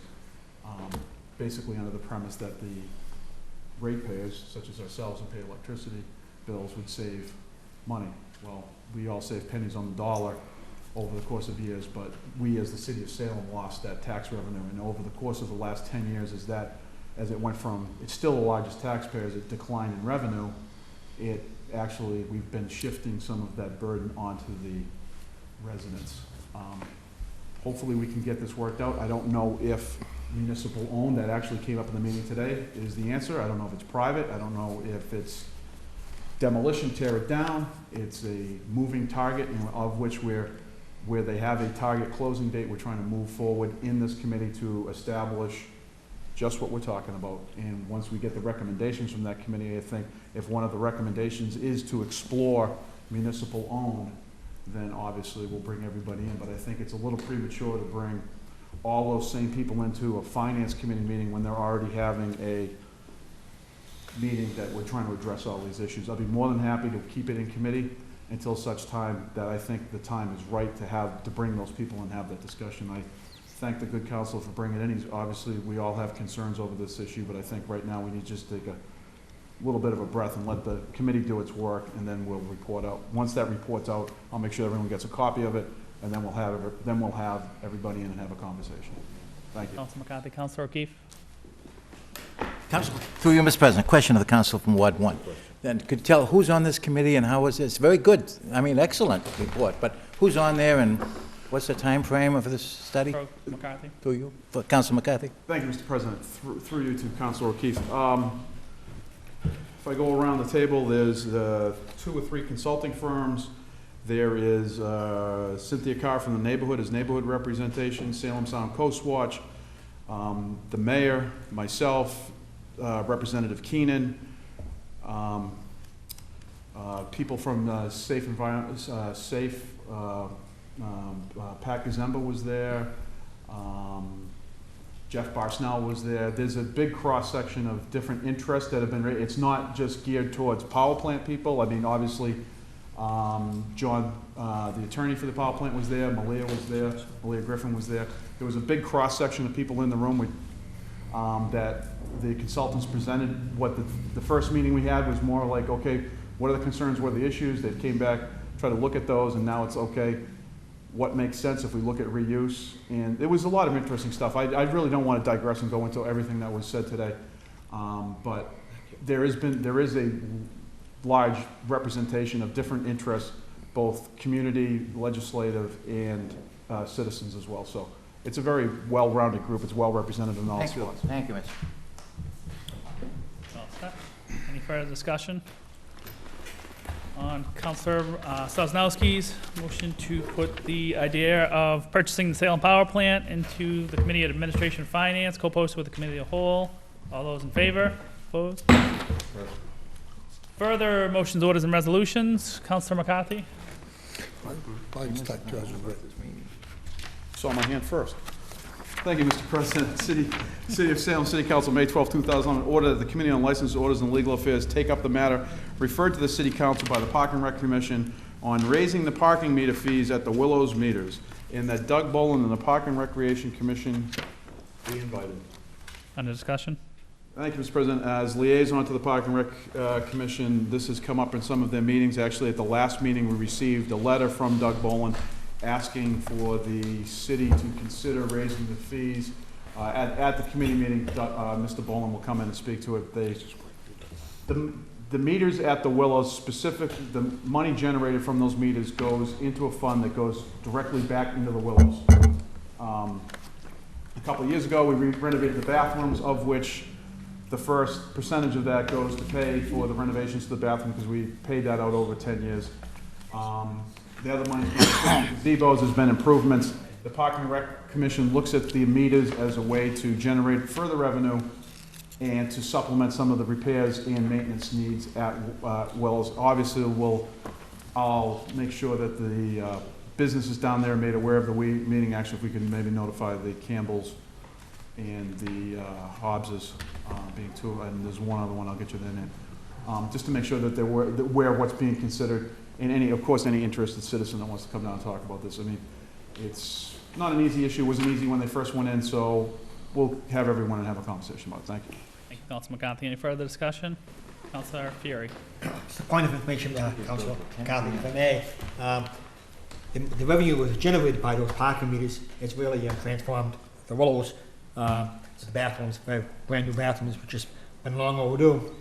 Just a point of information. Do they charge on Sunday? Councilman McCarthy? I think it's my understanding that yes, they do charge on Sundays. And that was one of the recommendations by the new traffic study. That one section of Salem is now charging on Sundays. That the new traffic commission, and we had a presentation over the last couple of months, throughout the city of Salem, one part of the city is actually doing it right now. And that was one of the recommendations to make it citywide on Sunday, charging for parking. Already, right now, de facto, Willows is charging on Sunday. Just a point of information. Thank you. Any further discussion? Councilor McCarthy's motion to put the matter of raising the Willows meters into a committee, Administration and Finance. All those in favor? Opposed? Further motions, orders, and resolutions. Council Pelletier. Thank you, Mr. President. Council, is that extra money going into the barbecue pork bathroom there? No, it will not be going through. Mr. President, City of Salem and the City Council, May 12, 2011, ordered that the City Council Committee on Ordinance, License, and Legal Affairs meet to address the public guide license of Ms. Molly Stewart in Spellbound Tours, specifically to a recent complaint received regarding monies collected where no tours were conducted, and that the following be invited: Ms. Kate Fox from Destination Salem, Tim McGuire Jr. of Histronic, I think there's a spelling error. I'll do it as Historic Academy LLC. Under discussion? Under discussion, Council Pelletier. What's that? History. History on it. Under discussion? Under discussion. Yeah, thank you. This was brought in by Council Lovely. I spoke with her today. She got an email from Kate Fox in Destination Salem about, I think, 4 bookings of tours. They took the money, and the tours were never run. So this goes back to the subcommittee, which I'm in charge of, on all these licenses now, okay? And this is just another incident of what's going on out there. And we want to nip this in the butt. We don't want to be the city that tourists come and say, well, you know, we paid X amount for tours, but there was nobody there to give us a tour when we got to Salem. So we'll bring these 2 parties in and see what's going on and go from there. But this will also make it to the subcommittee, and when we make up new rules for next year. Council Pelletier, you want this into the Committee on Ordinance, License, Legal Affairs? That's correct. Any further discussion? On Councilor Pelletier's motion to put the matter of the Spellbound Tours into the Committee on Ordinances, License, Legal Affairs. All those in favor? Opposed? Further motions, orders, and resolutions? Councilor Pete. Chair recognizes Council Ward for Jerry Ryan. Thank you, Mr. President. Councilor Ryan. Acting President. Resolution, May 12, 2011, on municipal employee health insurance reform. Whereas the annual cost of employee health insurance benefits for the City of Salem exceed $11 million per year, whereas municipal employees' health insurance premiums are expected to increase this year substantially, and whereas making modest changes in health care plans would enable the city to reap substantial savings that could be put toward preserving jobs and maintaining existing programs, whereas the House of Representatives, with support of Representative Keenan, recently voted to give cities and towns greater flexibility to manage rising healthcare costs. Now there be resolved as follows, that the City of Salem City Council strongly supports proposed legislation that would give cities and towns the authority to manage soaring healthcare costs by either joining the State Group Insurance Commission, known as GIC, or providing communities with the flexibility to institute their own health insurance plans that provide equivalent savings. Be it further resolved that this is a critical issue that needs legislative action this year in order to save jobs and preserve vital city programs. Remarks, Councilor Ryan. Under discussion, this is a resolution regarding the health care bill that's passed through the House. A couple of years ago, I believe it was Council Sosnowski brought an order in supporting the action, and now it's in front of the state Senate, and this resolution would go to them to let them know that we support it, along with the school committee has sent a resolution that we support this, this action to allow the city to make changes in the health plan. And I understand that's taking some rights away from unions, but I mean, and it's time, the city budget and the loss of the power plant, things are just gonna get worse, and we need to do something to help us. Councilor Wyatt, isn't there provisions in that proposed act that have the council adopt this thing locally? Yes, I believe under the Up to House the council, then. bill, it would come back to the city council like it did with the meals tax, and we would have to vote on it again, so. Yep. If it passes through the Senate and comes back. Thank you. Any other remarks from any member of the city council? Hearing none? All in favor? Opposed? So voted? Unanimous. It's all unanimous. but it's We do a okay. roll call vote? Roll call vote. Clerk will call the roll. The ayes and nays. Council- Three hands? Three hands? All right. Raise and nays. Counselor Sosnowski, Yes. Counselor Sargent, No. Counselor Ronan, Yes. Counselor Prevey. No. Counselor Pinto, No. Counselor Pelletier, Yes. Counselor O'Keefe, Yes. Counselor McCarthy, Yes. Counselor Fury, Yes. Counselor Ryan. Yes.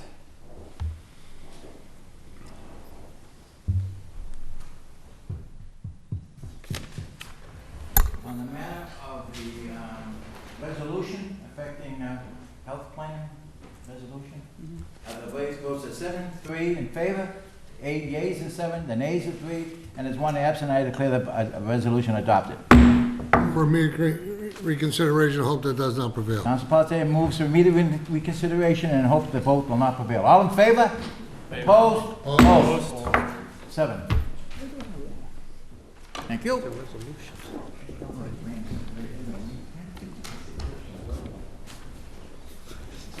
Any further motions, orders, and resolutions?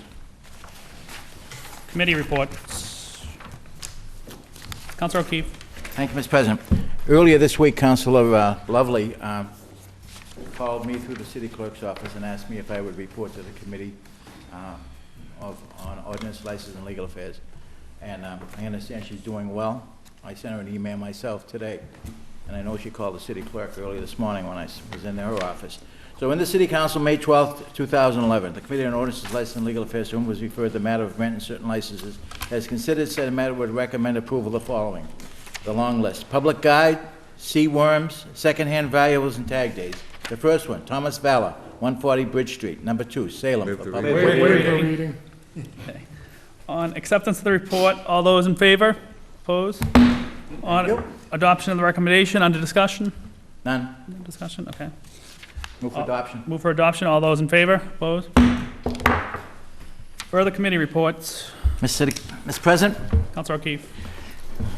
City of Salem City Council, May 12, 2011. The Committee on Ordinances, License, and Legal Affairs, co-posted with the Committee of the Whole, to whom was referred the matter of amending an ordinance for permitting of outdoor cafes in the Urban Renewal District to rescind the SRA authority, has considered said matter and would recommend that the city solicitor make a recommendation regarding the opening of the sidewalk at the tavern and report back to the committee. On acceptance of the report, all those in favor? Opposed? On adoption of the recommendation, under discussion? I think we all understand what it's about. It's going back to the city solicitor to come forward with a recommendation. Okay. Oops, Go I'm city sorry. clerk. Move for adoption, the recommendation of the committee. On adoption of the recommendation, all those in favor? Opposed? That carries. Further committee reports. Counselor O'Keefe. Mr. President, members of the City Council, May 12th, 2011. The Committee on Ordinances, License, and Legal Affairs, to whom was referred the matter of painting of traffic lines, creating 2 lanes on Washington Street, has considered said matter and will recommend the matter remain in committee while the Police Traffic Division reviews the proposed area affected and reports back their recommendations to the committee. Okay, on acceptance of the report, all those in favor? Opposed? On adoption of the recommendation, under discussion? No remarks. I think the council knows familiar with what we're after here. Yes. Okay, no discussion. All those? None. You missed one on the top of the page. We can go back to that one. I know, I've got to go to the next one. All right, we'll finish this one, go back. Okay, on adoption of the recommendation, all those in favor? Opposed? Counselor O'Keefe? Thank you, Mr. President. I'm offering the following report for the Committee on Ordinances, Licensing, and Legal Affairs regarding the hearing for a taxi operator license for Raymond Garland, and would recommend granting a 30-day temporary license pending receipt of more information by the committee. Okay, on acceptance of the report, all those in favor? Opposed? On adoption of the recommendation, under discussion? Mr. President, we had the Committee on Ordinances, Licensing, and Legal Affairs had an executive session with Raymond Garland and Officer Michael Page about this pending issue, and Mr. Garland has been given a 30-day temporary license pending a receipt from a doctor for the committee to continue a further longer-term license. So we're going to wait till we hear from... Councilor O'Keefe. Please. All right, I'll stop. He's not supposed to be. Executive session. Move the question. Okay, on adoption of the recommendation, all those in favor? Opposed? Further committee reports. Councilor McCarthy. Thank you, Mr. President. City of Salem City Council, May 12, 2011, the Committee on Administration and Finance, to whom is referred the matter of $15,000 appropriation from free cash police to medical active, has considered said matter and recommend for approval. On acceptance of the report, all those in favor? Opposed? On adoption of the recommendation, under discussion. Thank you, Mr. President. Earlier this week, the Administration and Finance Committee had in the Chief of Police, and we discovered that we self-insure our police and firefighters. So with some incurred costs to some personnel, that we need to supplement this line item by the $15,000, and the committee's recommendation is that we approve. Any further discussion on adoption of the recommendation? All those in favor? Opposed?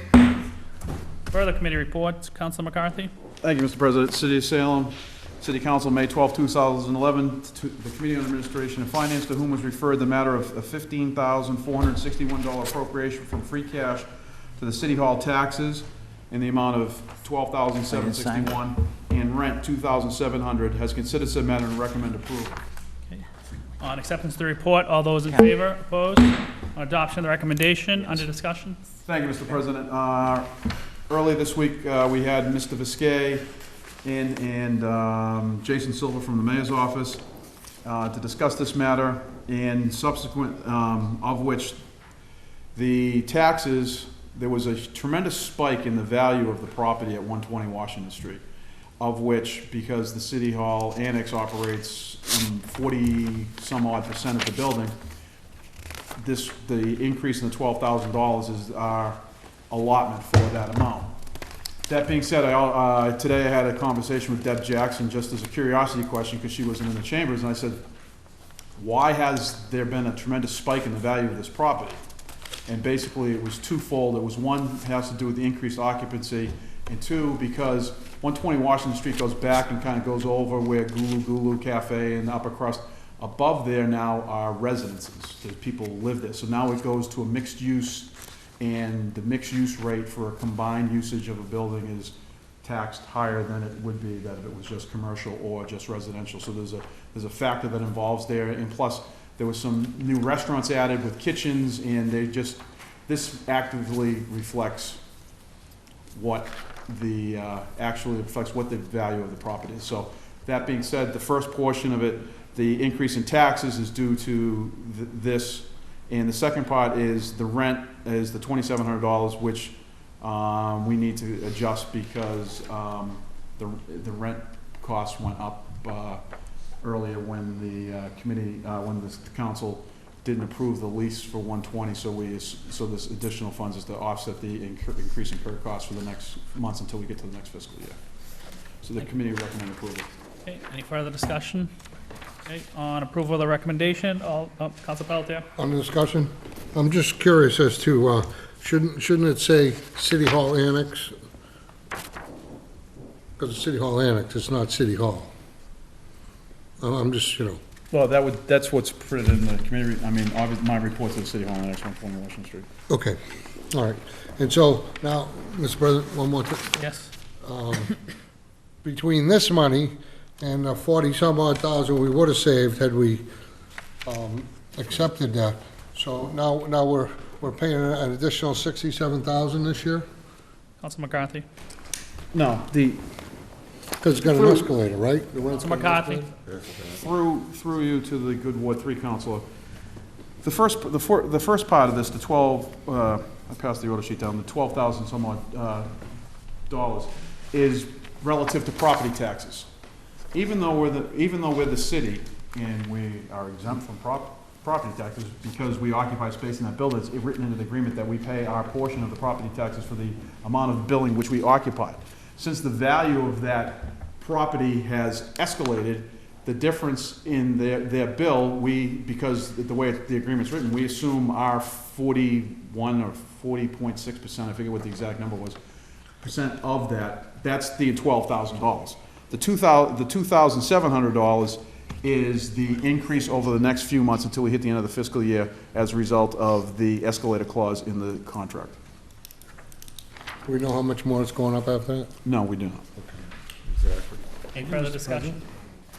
Okay, on adoption of the recommendation, all those in favor? Opposed? Further committee reports. Councilor McCarthy.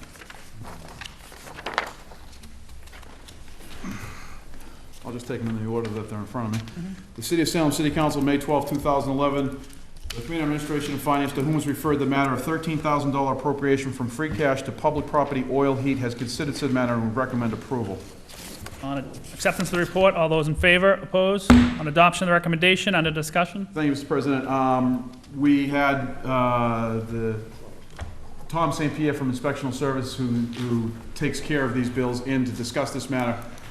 Basically, because of the increased cost of oil heat, the line item for this was short, and it also has relative to do with the fact that out of this line item, we pay the heat costs at Old Town Hall. And because of the increased usage at Old Town Hall, part of the agreement, which actually is up this year, is we pay a certain amount of it before Gordon College starts, because it was assumed that even if Gordon College wasn't there, that we wouldn't mothball the building. We would maintain a certain level of heat, so there was an agreement in place with the college that we would pay the first amount, and then, but with the escalating costs in oil heat over the winter and the harshness of the winter, we need to supplement this line item by the $13,000, and the committee would recommend approval. Okay. Any further discussion?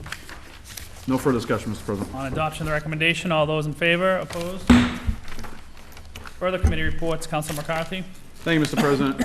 City of Salem City Council, May 12, 2011. The Committee on Administration and Finance, to whom was referred the matter of $5,000 transfer from council printing and binding, has considered said matter and recommend approval. Okay.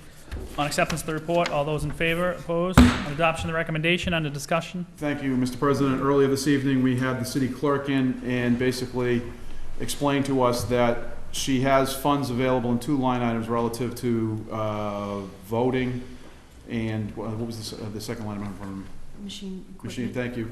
And because of the need to reprint the ordinances and all the costs incurred with that, we need more money in that line item, which was removed during the budget process. So when the money's available in these two other line items, we recommend approval to move that money over to the other line so that she can expend that money as needed. And the committee recommends approval. Thank you. Okay. Any further discussion? No discussion, Mr. President. On adoption of the recommendation, all those in favor? Opposed? Further committee reports. Councilor McCarthy.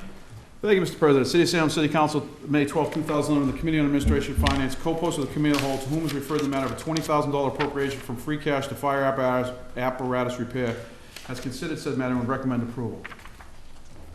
On acceptance of the report, all those in favor? Opposed? On adoption of the recommendation, under discussion? Thank you, Mr. President. Early this evening, we had Chief Cody in to explain this appropriation. Basically, he had to expend money to repair the ladder truck. He depleted one line item, which was for to purchase hoses and other materials in order to cover the expense of the repair of the truck. So he's asking to put that money back. In addition, he's which is the first $10,000. The second $10,000 he's asking for is there on inspection of one of the trucks. The truck needs to have the water tank removed and the cage underneath the water tank re-welded and reworked and certified so that the truck will continue to operate in service. So out of the total appropriated from free cash over to back to the police, to the fire department will be $20,000, and then the chief will expend the money to supplement those two line items. And the committee recommends approval. Thank you. Any further discussion? No further discussion. On adoption of the recommendation, all those in favor? Opposed? Further committee reports, Councilor McCarthy. Thank you, Mr. President. City Council, May 12, 2011, to whom the Committee on Administration and Finance, co-posted the Committee of the Whole, to whom is referred the matter of the closing date for Stella Lane, has considered the matter and recommend the matter remain in committee. On acceptance of the report, all those in favor, opposed?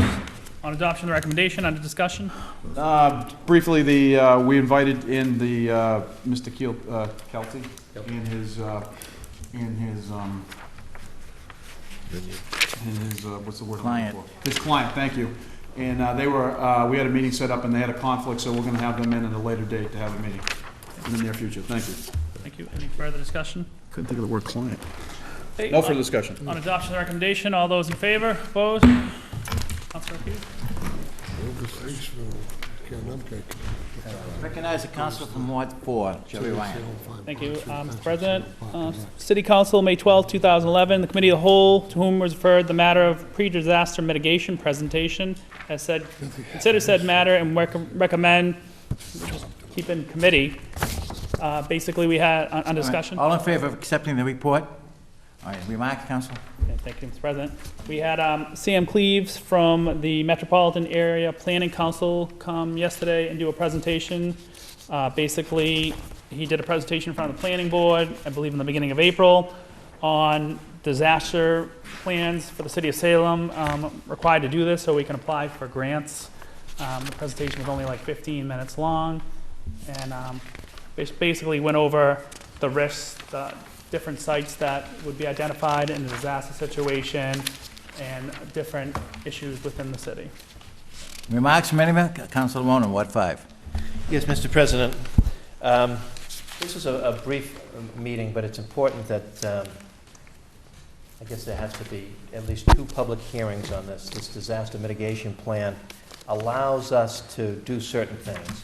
In my ward, it's particularly important because of all the flooding issues, the South River Basin area, which is Canal Street, the Forest Ave, the parking lot at Salem State University. College, Charles Street, that flood every time it rains at high tide. So essentially what this study is doing is identifying areas where we really have potential disaster areas, and coming up with a plan. That flood basin is priority 1 in the city of Salem. We know that, and we've applied for FEMA grants to re-engineer the canal underneath Canal Street and to help mitigate the flooding issues. We've got to go through this process first in order to have our grant approved through FEMA. So this is the first public hearing, the first step, and there'll be another one for anyone that wants to come later on in time. So Thank you for the information, Councilor.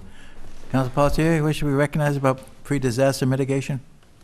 All in favor of accepting the recommendations of the committee? Opposed? So voted unanimous. Mr. President, when I come back up, sir? Yes, please.